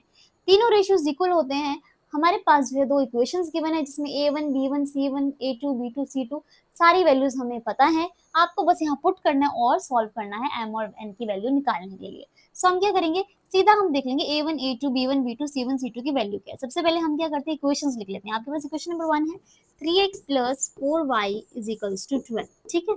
नेक्स्ट इक्वेशन है आपके पास m plus n multiply by x plus 2 into m minus n into y is equals to 5m minus 1, ठीक है। ये आपके पास दो इक्वेशन है। अब आपने क्या करना है, आपने देखना है कि आपके पास a1 b1 c1 a2 b2 c2 की क्या वैल्यूज है। तो आप क्या करो, यहाँ से ही हम क्या कर लेते हैं, मैच कर लेते हैं a1 a2 की वैल्यूज को। देखो ध्यान से, हम लिखेंगे साइड में स्टैंडर्ड फॉर्म ताकि आपको कोई कंफ्यूजन ना हो। स्टैंडर्ड फॉर्म हमारे पास क्या होती है, लीनियर इक्वेशंस की a1x plus b1y plus c1 is equals to 0। ये होगी फर्स्ट इक्वेशन की स्टैंडर्ड फॉर्म। सेकंड इक्वेशन की स्टैंडर्ड फॉर्म क्या होती है, a2x plus b2y plus c2 is equals to 0। ये होगी हमारे पास standard form of second equation. अब ये स्टैंडर्ड फॉर्म में से आप मैच करो, यानी a1 की वैल्यू क्या है। देखो x का कोफिशिएंट a1 होता है, यहाँ x का कोफिशिएंट क्या है 3 है, इसका मतलब है a1 आपके पास कितना है, यहाँ पर 3 है। सो आप क्या लिखोगे, a1 की वैल्यू आपके पास कितनी है 3 है, यहाँ पे लिख दिया आपने। b1 का मतलब हो गया y का कोफिशिएंट, फर्स्ट लाइन में y का कोफिशिएंट 4 है, सो 4 होगी आपकी v1 की वैल्यू। c1 का मतलब हो गया आपके पास ये। अब यहाँ ध्यान से देखो, यहाँ पे प्लस के साथ में c1 आता है, यानी इक्वल्स टू में ओनली 0 होता है स्टैंडर्ड फॉर्म में। यहाँ पर आपका इक्वल्स टू में 12 आ रहा है, इसका मतलब आपको इसको लेफ्ट हैंड साइड में लेके आना पड़ेगा 12 को, अगर यहाँ पे 0 आपको बनाना है। अगर आप इसको लेफ्ट हैंड साइड में लेके आओगे तो ये प्लस का 12 माइनस का 12 हो जाएगा, यानी c1 आपका हो जाएगा माइनस का 12। सिंपल बात है ये। आगे a2 की वैल्यू देखें, a2 की वैल्यू का मतलब हो गया सेकंड लाइन में x का कोफिशिएंट जो होता है हमारे पास वो a2 होता है। x का कोफिशिएंट क्या है m प्लस n, यानी पूरा m प्लस n जो है हमारा x का कोफिशिएंट है। सो a2 हमारा हो गया m प्लस n। b2 की बात करें तो b2 हमारा होता है y का कोफिशिएंट। y का कोफिशिएंट क्या है, ये पूरा है 2 इंटू एम माइनस एन, ये पूरा y का कोफिशिएंट यानी 2 मल्टीप्लाई m माइनस n जो है हमारा क्या हो गया, ये हो गया हमारे पास b2, ठीक है। अब c2 की बात करें तो c2 हमारे पास कितना होता है, c2 हमारे पास होता है जो कि लास्ट में कांस्टेंट बचता है। कांस्टेंट क्या है 5m माइनस 1। अगेन यहाँ पे वही बात है कि इज इक्वल्स टू में 0 होना चाहिए, बट यहाँ इक्वल्स टू में ये वैल्यू नहीं, हमें लेफ्ट हैंड साइड में मूव करना पड़ेगा। लेफ्ट हैंड साइड में मूव करेंगे तो होल बाहर में होल का माइनस आएगा, यानी माइनस ऑफ ब्रैकेट में 5m माइनस 1, यानी ये वैल्यू तो सेम ही रहेगी बट इसके बाहर जो माइनस आएगा क्योंकि यहाँ प्लस की वैल्यू ये पूरी यहाँ जाके माइनस की हो जाएगी। सो ये हमारा हो गया c2। ये आ गई हमारी values of all the coefficients. अब हमें क्या करना है, हमें क्या करना है, इनमें सारे जो है वैल्यूज को पुट करना है, a1 b1 c1 a2 b2 c2 सारी वैल्यूज आप पुट करो, फिर आप कैलकुलेशन करोगे, ठीक है। सो a1 अपॉन a2 यहाँ पे लिख लेते हैं हम, a1 upon a2 is equals to b1 upon b2 is equals to c1 upon c2, ठीक है। तीनों वैल्यूज हैं आपके पास। आप क्या करो, इसमें जो है पुट करो सारी वैल्यूज को। a1 की वैल्यू देखो क्या है आपके पास, a1 इज 3 अपॉन में a2 is m plus n, यानी 3 अपॉन में m प्लस n होगी आपकी वैल्यू। नेक्स्ट b1 की वैल्यू चेक करो, b1 है आपके पास 4, b2 है आपके पास 2 into m minus m, it means 4 upon 2 multiply m minus n हो गया आपके पास, ठीक है। c1 की वैल्यू को चेक करो, c1 क्या है आपके पास माइनस का 12 अपॉन में minus of 5m minus 1, minus 12 upon में माइनस ऑफ 5m माइनस 1 जो कि हमारा है ब्रैकेट के अंदर। ये होगी हमारी वैल्यू जो हमने यहाँ से उठाकर पुट कर दिया। अब आपको सॉल्व करना है। अब ध्यान से देखो इसको, तो आपके पास जो रेशियोज हैं कुछ इस तरीके के कि हमारे पास m प्लस n यहाँ पर है डिनोमिनेटर में, यहाँ m माइनस n है, यहाँ 5m है, यानी हम अगर यूज करें किसी भी दो इक्वेशन को तो हमारे पास डायरेक्ट तो निकलेगा नहीं कोई भी चीज, क्योंकि यहाँ पर हमारे पास दो वैल्यूज हैं, ठीक है। तो आपको क्या करना पड़ेगा, पहले आपने दोनों रेशियोज को साथ में लोगे, उसके बाद में अगले वाले दोनों को साथ में लोगे, तब सब सॉल्व कर सकते हो, ठीक है। तो आप क्या करो, पहले दोनों को लो, फर्स्ट टू को लोगे तो 3 अपॉन में m plus n is equals to 4 upon में 2 मल्टीप्लाई m माइनस n, ठीक है। आप क्या करो, इसको पहले सॉल्व करो। 3 ये जो डिनोमिनेटर में है और ये भी डिनोमिनेटर, इसका मतलब है ये जो है हमारा क्रॉस मल्टीप्लिकेशन हो सकता है। तो आप क्या करो, 3 को एज इट इज रखो, 2 इंटू एम माइनस एन को डिवाइड में था उधर जाके प्रोडक्ट में हो जाएगा, 3 टू आपके पास हो जाएगा 6, ब्रैकेट में m माइनस n हो जाएगा इज इक्वल्स टू में ये भी m प्लस n ऊपर चल जाएगा तो 4 इंटू एम प्लस n हो जाएगा आपके पास। तो आपके पास क्या वैल्यू बनेगी, अंदर प्रोडक्ट करो, ब्रैकेट ओपन करो, 6 into m 6m minus 6 into n 6n, ये तो पूरा पूरा अंदर 6 जो है पूरा पूरा अंदर मल्टीप्लाई होगा। सिमिलरली 4m प्लस का sign 4 into n is 4n, ठीक है। अब आपके पास क्या होगा, 6m m वाली वैल्यूज को एक साइड ले आओ, n वाली वैल्यूज को एक साइड ले आओ, 6m प्लस 4m में आ जाके माइनस 4m हो जाएगा, इज इक्वल्स टू में 4n है प्लस 6n माइनस 6n उधर जाके प्लस हो जाएगा, प्लस 6m हो जाएगा आपके पास। सो कितना आएगा, 6 में से 4 गया 2m हो जाएगा, इज इक्वल्स टू में 6 प्लस 4 इज 10n। m की वैल्यू अगर फाइंड करें यहाँ से 10/2n, यानी 2 से 5 से कट जाएगा, इसका मतलब हो गया m की वैल्यू आ रही है हमारे पास 5n। m निकाल लिया हमने, m की वैल्यू आ रही है हमारे पास 5n। ठीक है, अब क्या करो, ये तो इक्वेशन नंबर पहले दोनों रेशियो से हमारे पास m की वैल्यू निकल गई। अब अगले दो रेशियोज का यूज करते हैं, इन दोनों का यूज करें तो देखो आप आपके पास क्या आएगा, आप क्या करो 4 अपॉन में 2 मल्टीप्लाई m माइनस n है इज इक्वल्स टू में -12 अपॉन माइनस का 5m माइनस 1। ठीक है, आप क्या करो इन दोनों का यूज करके अब देखते हैं हमारे पास क्या इक्वेशन निकलती है। सो अब क्या करेंगे, अब हम इसको सॉल्व करेंगे तो क्रॉस मल्टीप्लीकेशन करें तो आपके पास क्या आ जाएगा, 4 बाहर ब्रैकेट में आ जाएगा 5m minus 1 is equals to में 12 इंटू 2 हो जाएगा आपके पास 24 या तो इंटू 2 ब्रैकेट में m माइनस n हो जाएगा आपके पास। ठीक है, हमने क्रॉस मल्टीप्लाई कर दिया इन सारी चीजों को।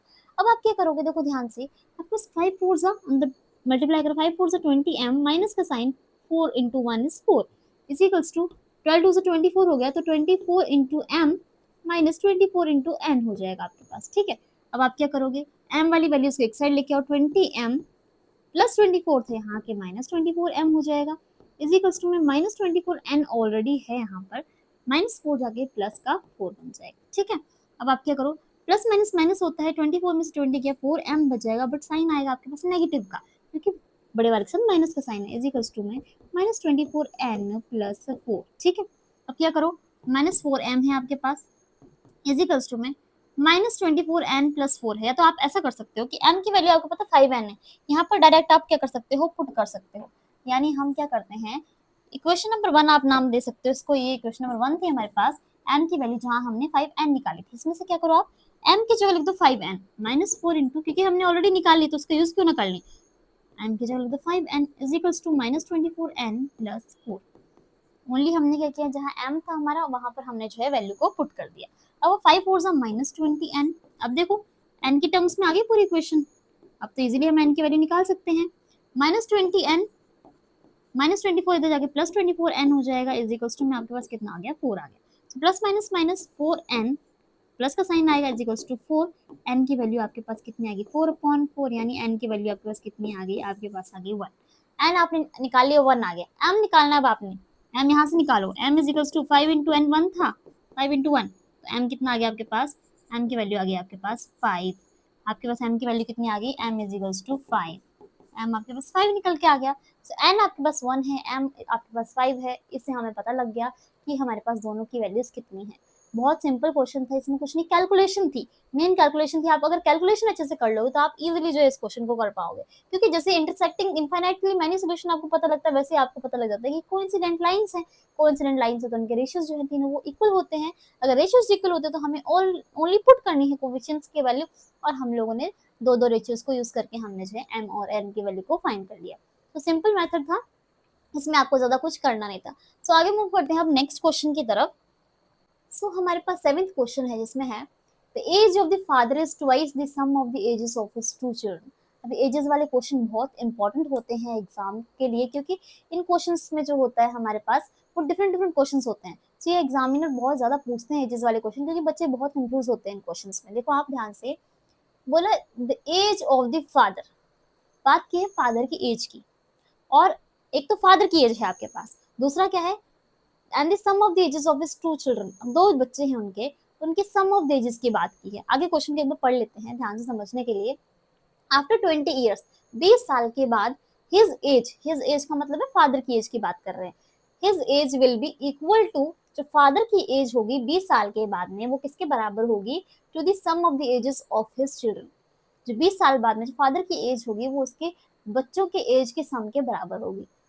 Find the present age of the father, आपको बताना है कि अभी प्रेजेंट एज, अभी की एज क्या है फादर की। ठीक है, ये क्वेश्चन है आपके पास। अब आपके पास दो चीजें हैं मेन, आपको एज्यूम करनी पड़ती है दो चीजें। पहले एक, फादर की एज आपको नहीं मालूम कितनी है, और दूसरा आपको नहीं मालूम कि सम जो है दोनों दो बच्चे जो है इनके, उनकी एजेस का सम कितना है आपको नहीं मालूम। इसलिए हम दोनों चीजों को ले लेंगे, एक को एक्स एक को वाई, हम डिनोट कर लेंगे। सो हम क्या करेंगे, सबसे पहले let age of father, father की एज को आप मान लेंगे x, ठीक है, एज ऑफ फादर या प्रेजेंट एज बोल सकते हो आप। प्रेजेंट एज जो है फादर की वो कितनी है, let present age of father is equals to x, ठीक है।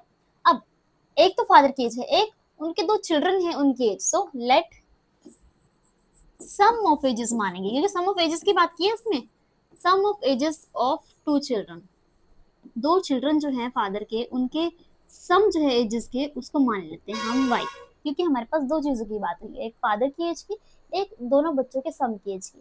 तो हम दोनों को, एक को x मान लेंगे, एक को y मान लेंगे। फादर की एज को x मान लिया और sum of ages of two children हमने मान लिया y है, ठीक है। अब क्वेश्चन को ध्यान से रीड करते हैं। The age of father is twice the sum of ages of his two children. Age of father क्या आपके पास x है, एज ऑफ फादर जो है आपके पास वो क्या है, इज ट्वाइस, वो टू टाइम्स है sum of the ages of his two children. Sum of the ages of his two children कितनी है, y है हमारे पास। फादर की एज निकालना चाहें हम, फादर क्या होंगे अपने बच्चों से सम ट्वाइस होंगे, इसका मतलब हो गया फादर बड़े होंगे उनसे, इसका मतलब हो गया टू टाइम्स होंगे अपने बच्चों से। इसका मतलब फादर की एज जो है is equals to twice of sum of ages of his two children, ये हो गया, ठीक है। फर्स्ट इक्वेशन बन गया आपके पास, सिंपल सी बात है, आपने रीड किया आपको समझ में आ गया। सेकंड बात है, आफ्टर 20 ईयर्स, अब 20 साल के बाद आप बताओ, अगर किसी की एज अभी 10 ईयर्स है तो 20 ईयर्स के बाद कितनी हो जाएगी, 10 प्लस 20 कर दोगे आप, 30 ईयर्स हो जाएगी, सिंपल। वैसे ही हमारे पास है कि अगर फादर की एज x है अभी, तो 20 साल के बाद कितनी हो जाएगी, x प्लस 20 हो जाएगी। सिमिलरली बच्चों की एज अभी y है, तो 20 साल बाद अगेन उनमें 20 को ऐड कर देंगे। सो 20 साल बाद, जैसे इन्होंने बोला 20 ईयर्स लेटर, तो 20 ईयर्स के बाद में आफ्टर 20 ईयर्स x और y देखो, ये फादर की एज, ये sum of ages of his children. 20 years के बाद, 20 साल के बाद की बात कर रहे हैं, फादर की एज 20 साल बाद में x प्लस 20 हो जाएगी इज इक्वल्स टू का साइन, और बच्चों की एज 20 साल के बाद में कितनी हो जाएगी, प्लस 20 प्लस 20। अब यहाँ 20 प्लस 20 क्यों किया हमने, यहाँ ओनली 20 ही क्यों किया, वो इसीलिए क्योंकि फादर की एज जो थी 20 साल बाद में क्या होगी, प्लस 20 कर दिया हमने, सिंपल सी बात है। अब जो बच्चे थे उनके, लेकिन टू चिल्ड्रन थे उनके, ओनली वन चिल्ड्रन नहीं था, हमने सम ऑफ एजेस ऑफ दोनों चिल्ड्रन की एजेस के सम को हमने वही माना है। एक के साथ में अगर 20 ऐड हो रहा है, एक बच्चे के साथ की एज के साथ में 20 ऐड हो, तो दूसरे के साथ में भी 20 ऐड होगा, दोनों की एज जो है आगे जाएगी 20 ईयर्स, तो वो आगे जो है बढ़ेगी 20 प्लस कर देंगे दोनों में, तो इसलिए हमने यहाँ पे प्लस 20 एक और किया है, ठीक है। आगे बोला है आफ्टर 20 ईयर्स, 20 ईयर्स के बाद में हमें पता लग गया his age will be, father की एज की बात कर रहे हैं, इसकी एज जो है will be equal to the sum of ages of his children, इसकी एज जो है उसकी सम ऑफ एजेस के बराबर होगी इसके बच्चों की, सिंपल सी बात है, इसमें कुछ नहीं करना हमें।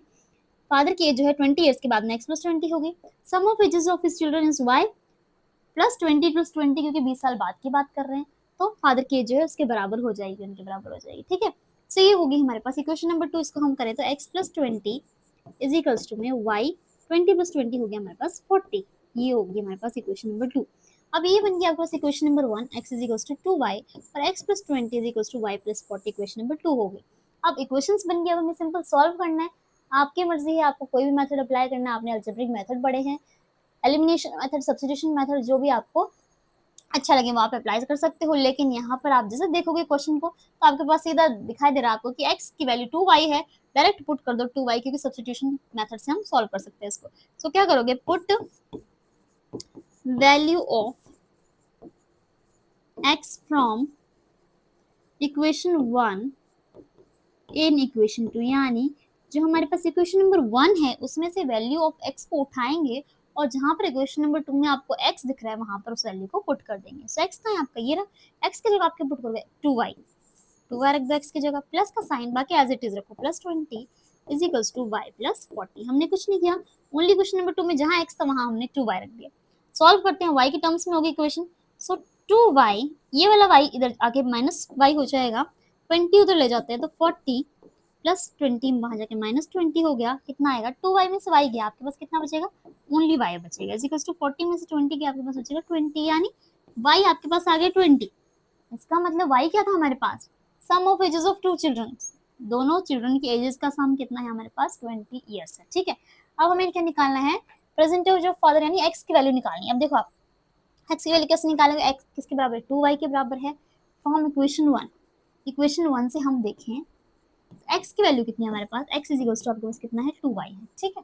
x आपके पास 2y है, तो y की वैल्यू 20 है, तो x की वैल्यू कितनी आ जाएगी, x is equals to 2 into 20 हो जाएगा, y की वैल्यू 20 है, since y is equals to 20, y हमने 20 निकाला है, तो x की वैल्यू कितनी आ जाएगी 2 इंटू 20, एक्स की वैल्यू कितनी आ गई 2 इंटू 20 कितना आ गया 40। इसका मतलब हो गया, हम लिख सकते हैं कि x हमारे पास क्या था, present age of father, so therefore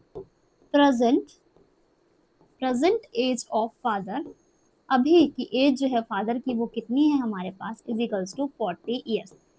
अभी की एज जो है हमारे पास फादर की वो कितनी है, 40 साल के फादर है इस टाइम पे, ठीक है।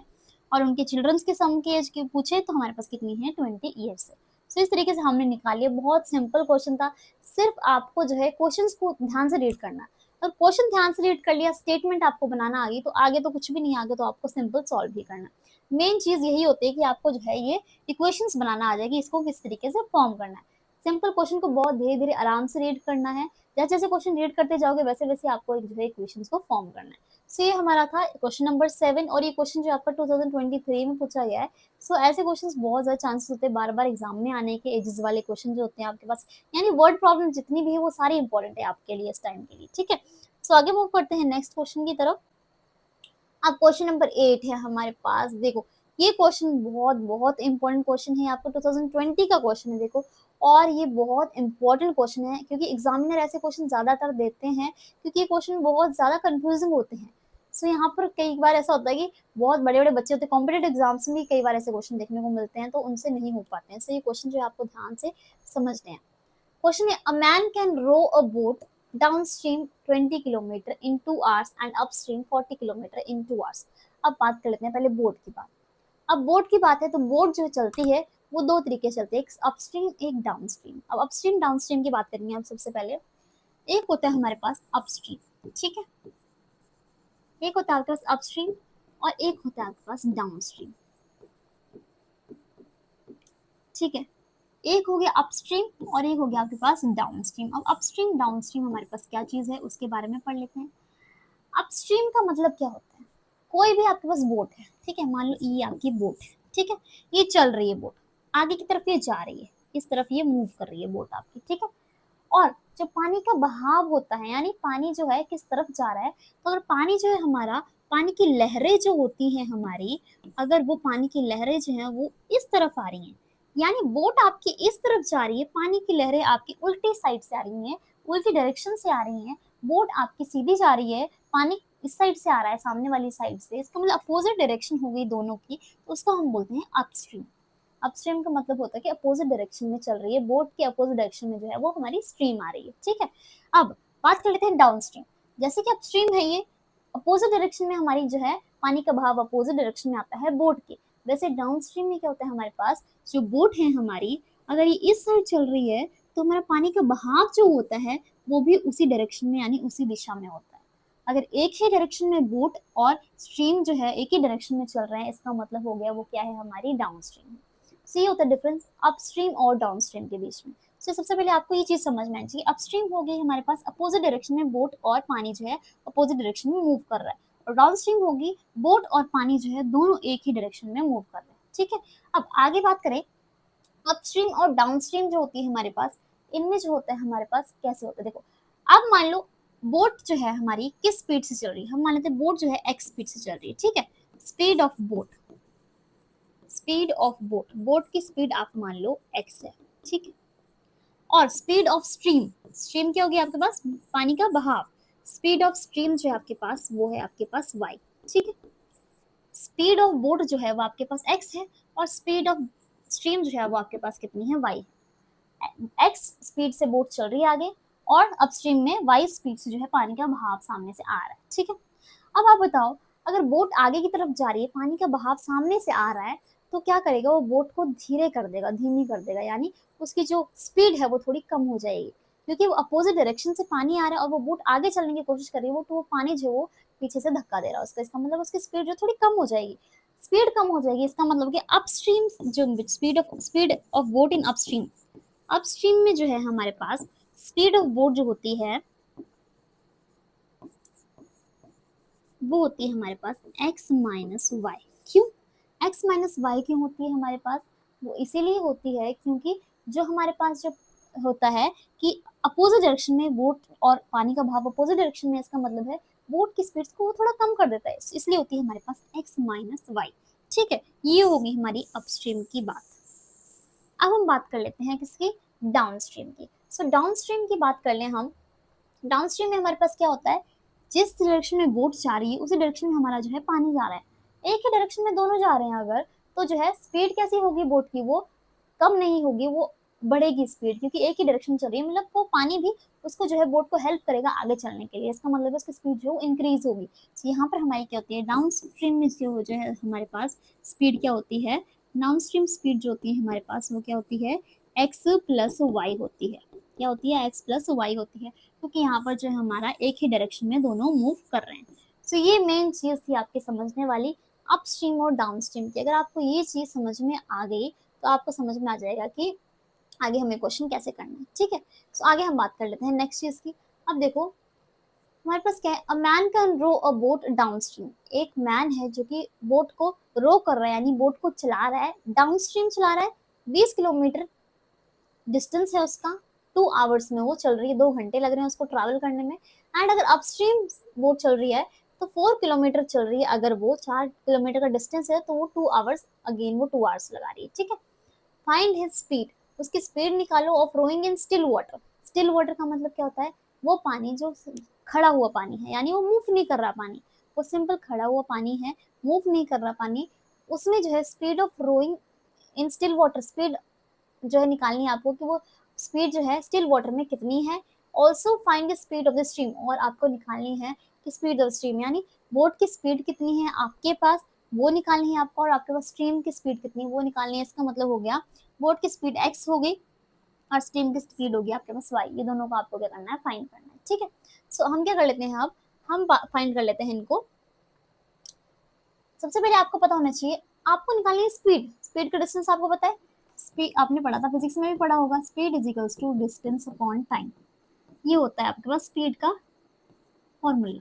ठीक है, डिस्टेंस अपॉन टाइम, ये होता है आपके पास स्पीड का फॉर्मूला। ठीक है, स्पीड हो गया आपके पास, speed is equals to distance upon, बस इसी का यूज करना है आपको। अब दो टाइप की स्पीड है, एक अपस्ट्रीम स्पीड है, एक डाउनस्ट्रीम स्पीड है। ठीक है, अब हम ले लेते हैं पहले अपस्ट्रीम स्पीड।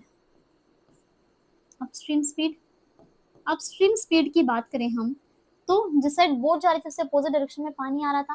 तो अपस्ट्रीम स्पीड की बात करें, अपस्ट्रीम स्पीड क्या थी आपके पास, अपस्ट्रीम वाली स्पीड थी आपके पास कितनी थी, x माइनस वाई। तो यहाँ पर आप लिख दोगे x माइनस वाई होगी आपके पास स्पीड, इजिकल्स टू डिस्टेंस कितना था आपका अपस्ट्रीम का। देखो अपस्ट्रीम का डिस्टेंस था आपका 4 किलोमीटर इन 2 आवर्स, यानी डिस्टेंस 4 किलोमीटर है, टाइम 2 आवर्स है, 4/2 हो गया आपके पास सिंपल। तो x माइनस वाई कितना आ गया आपके पास, 2 से 2 कैंसिल, 4 से 2 कैंसिल आउट हो गया, 2 बच गया, ये हो गया आपके पास इक्वेशन नंबर 1 निकल गया। ठीक है, अब हम डाउनस्ट्रीम स्पीड की बात कर लेते हो। डाउनस्ट्रीम में जो आपकी स्पीड है, डाउनस्ट्रीम स्पीड की बात कर लें तो डाउनस्ट्रीम स्पीड में क्या था हमारे पास, वो क्या थी हमारे पास, डाउनस्ट्रीम में एक ही डायरेक्शन में दोनों जा रही हैं तो प्लस हो रहे थे हमारे पास, x प्लस वाई हो गया। तो x plus y is equals to आपके पास कितना आ गया, डिस्टेंस कितना आपके पास, स्पीड तो x प्लस वाई होगी, डिस्टेंस कितना है डाउनस्ट्रीम में 20 किलोमीटर, डिस्टेंस 20 है, अपॉन में टाइम कितना है 2 आवर्स में करिए, अपॉन में 2।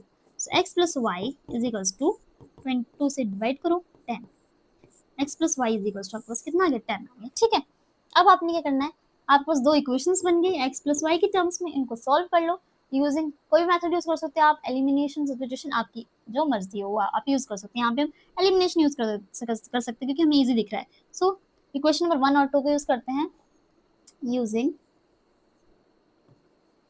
इक्वेशन 1 एंड 2, 1 एंड 2 दोनों को यूज करते हैं। तो देखो आप ध्यान से, x minus y is equals to 2 है, दूसरी इक्वेशन क्या है, x plus y is equals to 10, इसके नीचे लिख दो x plus y is equals to 10।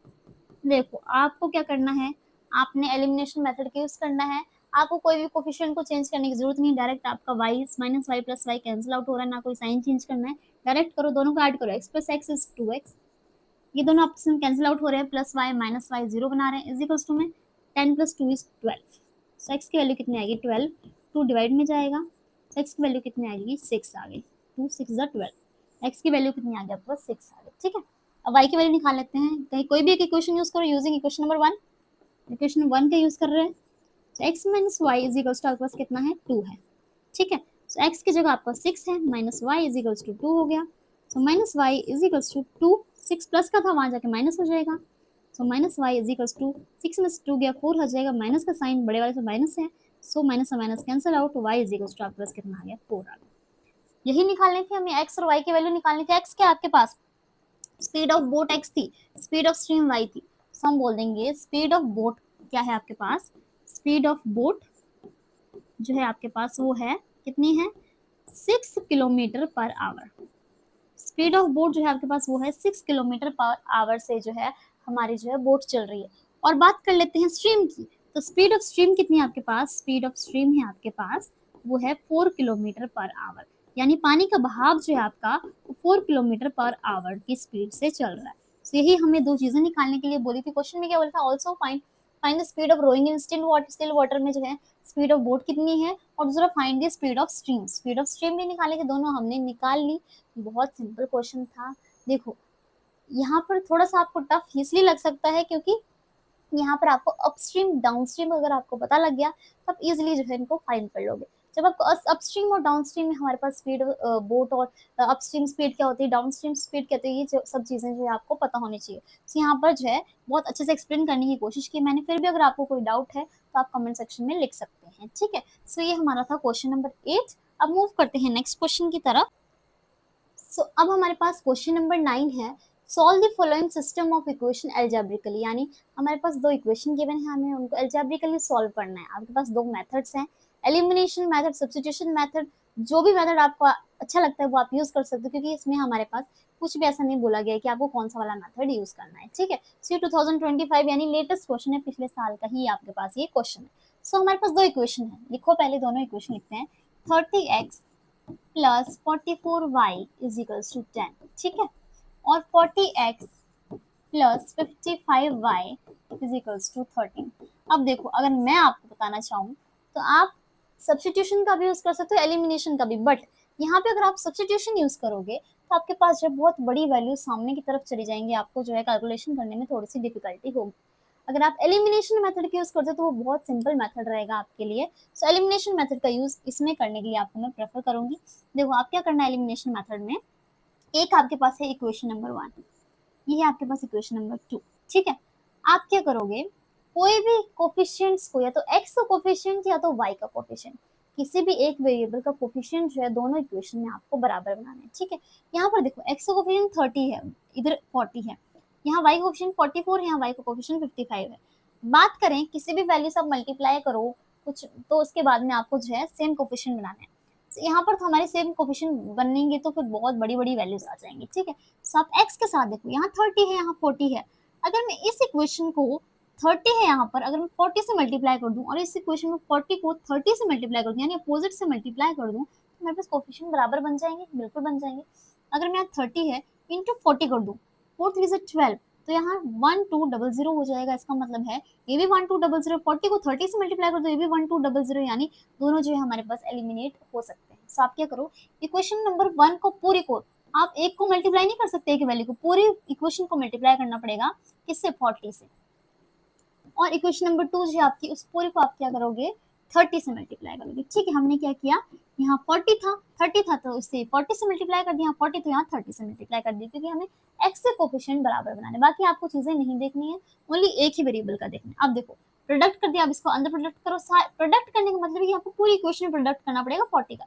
So 40 into 30, 1200 into x हो गया, साथ में प्लस का साइन, 44 इंटू 40 करो आप, कितना हो जाएगा 1760, ठीक है, into y is equal to में 10 इंटू 40 कितना हो जाएगा 400 हो गया। ये हो गया आपके पास इक्वेशन नंबर 1, जिसमें आपने इक्वेशन नंबर 1 को पूरी इक्वेशन को 40 से प्रोडक्ट कर दिया। अब इक्वेशन नंबर 2 की बात करते हैं, 30 से प्रोडक्ट करना पूरी इक्वेशन को, 40 इंटू 30, 1200x हो गया ये भी। अब देखो बन गया सेम कि नहीं बन गया, बन गया तो एलिमिनेट इजीली हो सकता है हमारा x, प्लस का साइन 55 को 30 से करो, 1650y इज इक्वल्स टू में 13 इंटू 30 करो, 390, ठीक है। अब लाइन लगाते हैं, साइन देखो आप, साइन आपको चेंज करने पड़ेंगे क्योंकि ये प्लस का ये भी प्लस का है, तो आपको माइनस का लेके आना है, तो जो नीचे वाली इक्वेशन होती है उसी के साइन आपके एलिमिनेशन मेथड में चेंज होते हैं। इसका मतलब यहाँ प्लस 1200 था तो आप क्या करोगे, इसको माइनस कर दोगे, ठीक है, साइन चेंज। अगर एक के साइन चेंज हो रहे हैं तो पूरी इक्वेशन के साइन चेंज होंगी, आपको याद रखना है। तो यहाँ माइनस हो गया, यहाँ प्लस था नीचे वाली इक्वेशन, तो अगेन यहाँ भी साइन चेंज हो जाएगा, माइनस हो जाएगा। यहाँ प्लस था तो अगेन यहाँ माइनस हो जाएगा, जहाँ प्लस है वहाँ माइनस, जहाँ माइनस है वहाँ प्लस, यानी अपोजिट साइन जो है वो इनके लग जाएंगे। अगर यहाँ पर आपने फर्स्ट में साइन चेंज किया तो यहाँ पे अपोजिट साइन आपके हो जाएंगे, ठीक है।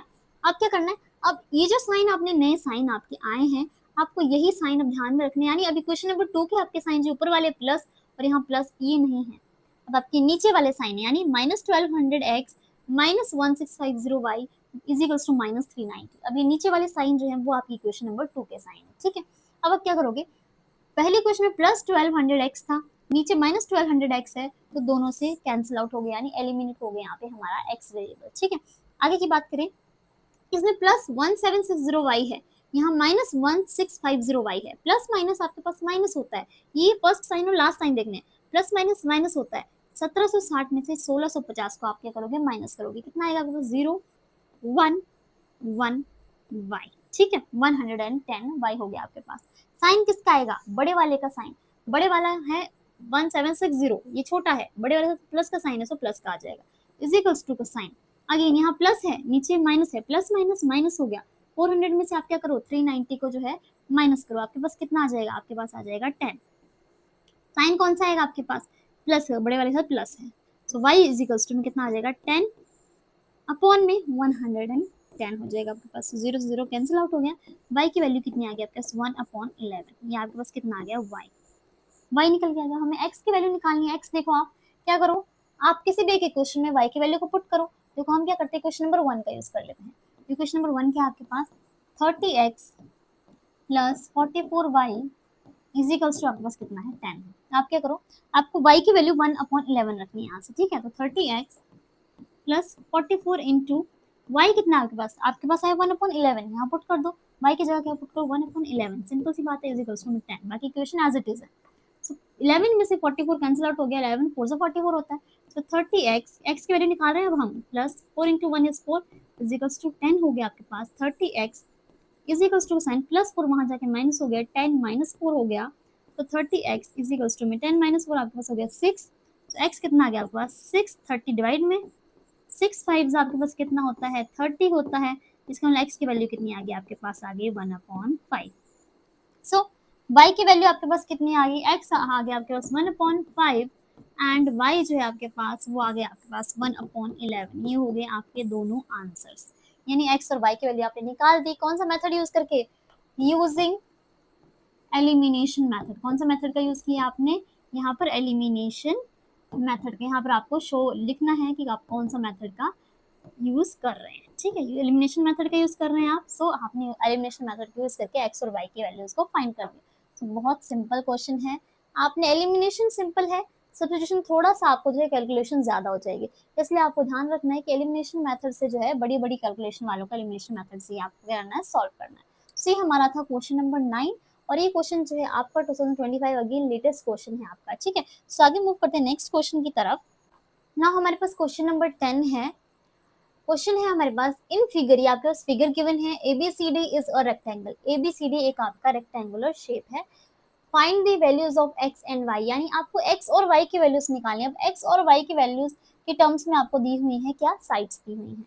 अब देखो ध्यान से इस फिगर को, हमारे पास ABCD एक फिगर है जिसमें AB साइड जो है 30 सेंटीमीटर है, BC हमारे पास x माइनस y है, CD हमारे पास x प्लस y है, और AD हमारे पास 14 सेंटीमीटर है। अब हमें क्या फाइंड करना है, x और y की वैल्यूज को फाइंड करना है, तब हमारे पास BC और CD साइड निकलेगी, ठीक है। सो हम फाइंड कर लेते हैं क्या, हमें निकालनी है x और y की वैल्यूज। अब ध्यान से देखो, ये फिगर आपको दिया हुआ है एक रेक्टेंगल। सो रेक्टेंगल शेप जो होता है आपके पास, इसमें क्या होते हैं आपके पास, आपको पता होना चाहिए कि आपके पास अपोजिट साइड्स बराबर होते हैं, ये आपको पता है बात। रेक्टेंगल में क्या होती है, आमने सामने वाली साइड, यानी ये साइड जो होती है हमारे पास इस साइड के बराबर होती है, ये साइड जो होती है हमारे पास इस साइड के बराबर होती है, यानी opposite sides of rectangle are equal. So आप क्या लिख दोगे, वी नो दैट, हम जानते हैं कि, we know that opposite sides, जो आमने सामने वाली साइड्स होती हैं रेक्टेंगल की, वो क्या होती हैं, बराबर होती हैं। So opposite sides of rectangle are equal. बस यही बात है मेन, ये चीज आपको पता है, ये तो बहुत सिंपल बात है, ये तो आपने छोटी क्लासेस में पढ़ा है, बस आपको इसका यूज करना है, आपका क्वेश्चन सॉल्व हो गया। Opposite sides of rectangle are equal, इसका मतलब है आपके पास ए बी साइड जो वो सी डी के इक्वल होगी, तो हम क्या लिख सकते हैं, क्या मैं ऐसा लिख सकती हूँ x plus y is equals to 30। क्यों? अपोजिट साइड्स रेक्टेंगल की इक्वल होती हैं, यानी ये साइड इसके बराबर है, यानी x प्लस वाई की वैल्यू जो है वो 30 सेंटीमीटर आएगी। दूसरी बात, यहाँ पर ये दोनों अपोजिट साइड्स हैं, आमने सामने वाली साइड है, सो x माइनस वाई की वैल्यू हमारे पास कितनी आएगी, 14 आएगी। सो सेकंड इक्वेशन है x minus y is equals to 14। Equation number 1 होगी, इक्वेशन नंबर 2 होगी। सिंपल x और y की वैल्यू को फाइंड करना है, सॉल्व कर लो। सामने दिख रहा है एलिमिनेशन मेथड का यूज करके y एलिमिनेट हो रहा है। लाइन ड्रॉ करो, x plus x is 2x, plus से माइनस माइनस कैंसिल आउट हो जाएगा, इज इक्वल्स टू में प्लस करो 444, ठीक है। x इज इक्वल्स टू कितना आ जाएगा आपके पास, 44 अपॉन में हो जाएगा 2 डिवाइड में चला जाएगा, सो x की वैल्यू कितनी हो गई, दैट इज 22, क्योंकि 22 टू से हमारे पास 44 होता है। x की वैल्यू निकाल लिया आपने, y भी निकाल लो, ऐसे सिंपल। y को क्या करो, किसी भी एक इक्वेशन में x की वैल्यू जो आपकी आई है वो पुट कर दो, y निकालो यूजिंग इक्वेशन 1। इक्वेशन नंबर 1 का यूज करो। इक्वेशन 1 क्या आपके पास, x minus x plus y is equals to आपके पास कितनी है, 30 है, ठीक है। आपने x की वैल्यू निकाली है 22, so 22 plus y is equals to 30, कितना आएगा, y इज इक्वल्स टू 22, वहां जाके माइनस हो जाएगा, 30 माइनस 22 हो जाएगा आपके पास।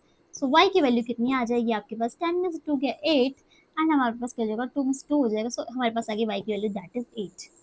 y की वैल्यू आ गई हमारे पास 8, x की वैल्यू आ गई 22, यानी हमारे पास क्या आ गया, x is equals to 22 centimetre and y is equals to हमारे पास हो गया 8 सेंटीमीटर। ये आ गई हमारे पास x और y की वैल्यूज। और अगर हमें पूछ लिया जाए इस क्वेश्चन में आगे कि आप साइड्स निकालो, तो सी डी हमारे पास x प्लस वाई दोनों को ऐड करो, और ये जो है बी सी हमारे पास x माइनस वाई दोनों को सब्ट्रैक्ट करो, जो कि हमारी यही आएंगी 14 होगी, ये वाली हमारे पास कितनी आएगी, 30 होगी। अलग अलग की बात करें तो x हमारे पास 22 है, y हमारे पास कितना है, 8 है। सो इस तरीके से हमने निकाली, सिंपल क्वेश्चन है। हमारे पास रेक्टेंगल के अपोजिट साइड इक्वल होती है, ये पता है, हम इजीली जो इस क्वेश्चन को कर सकते हैं। सो ये हमारा था last question, that is question number 10।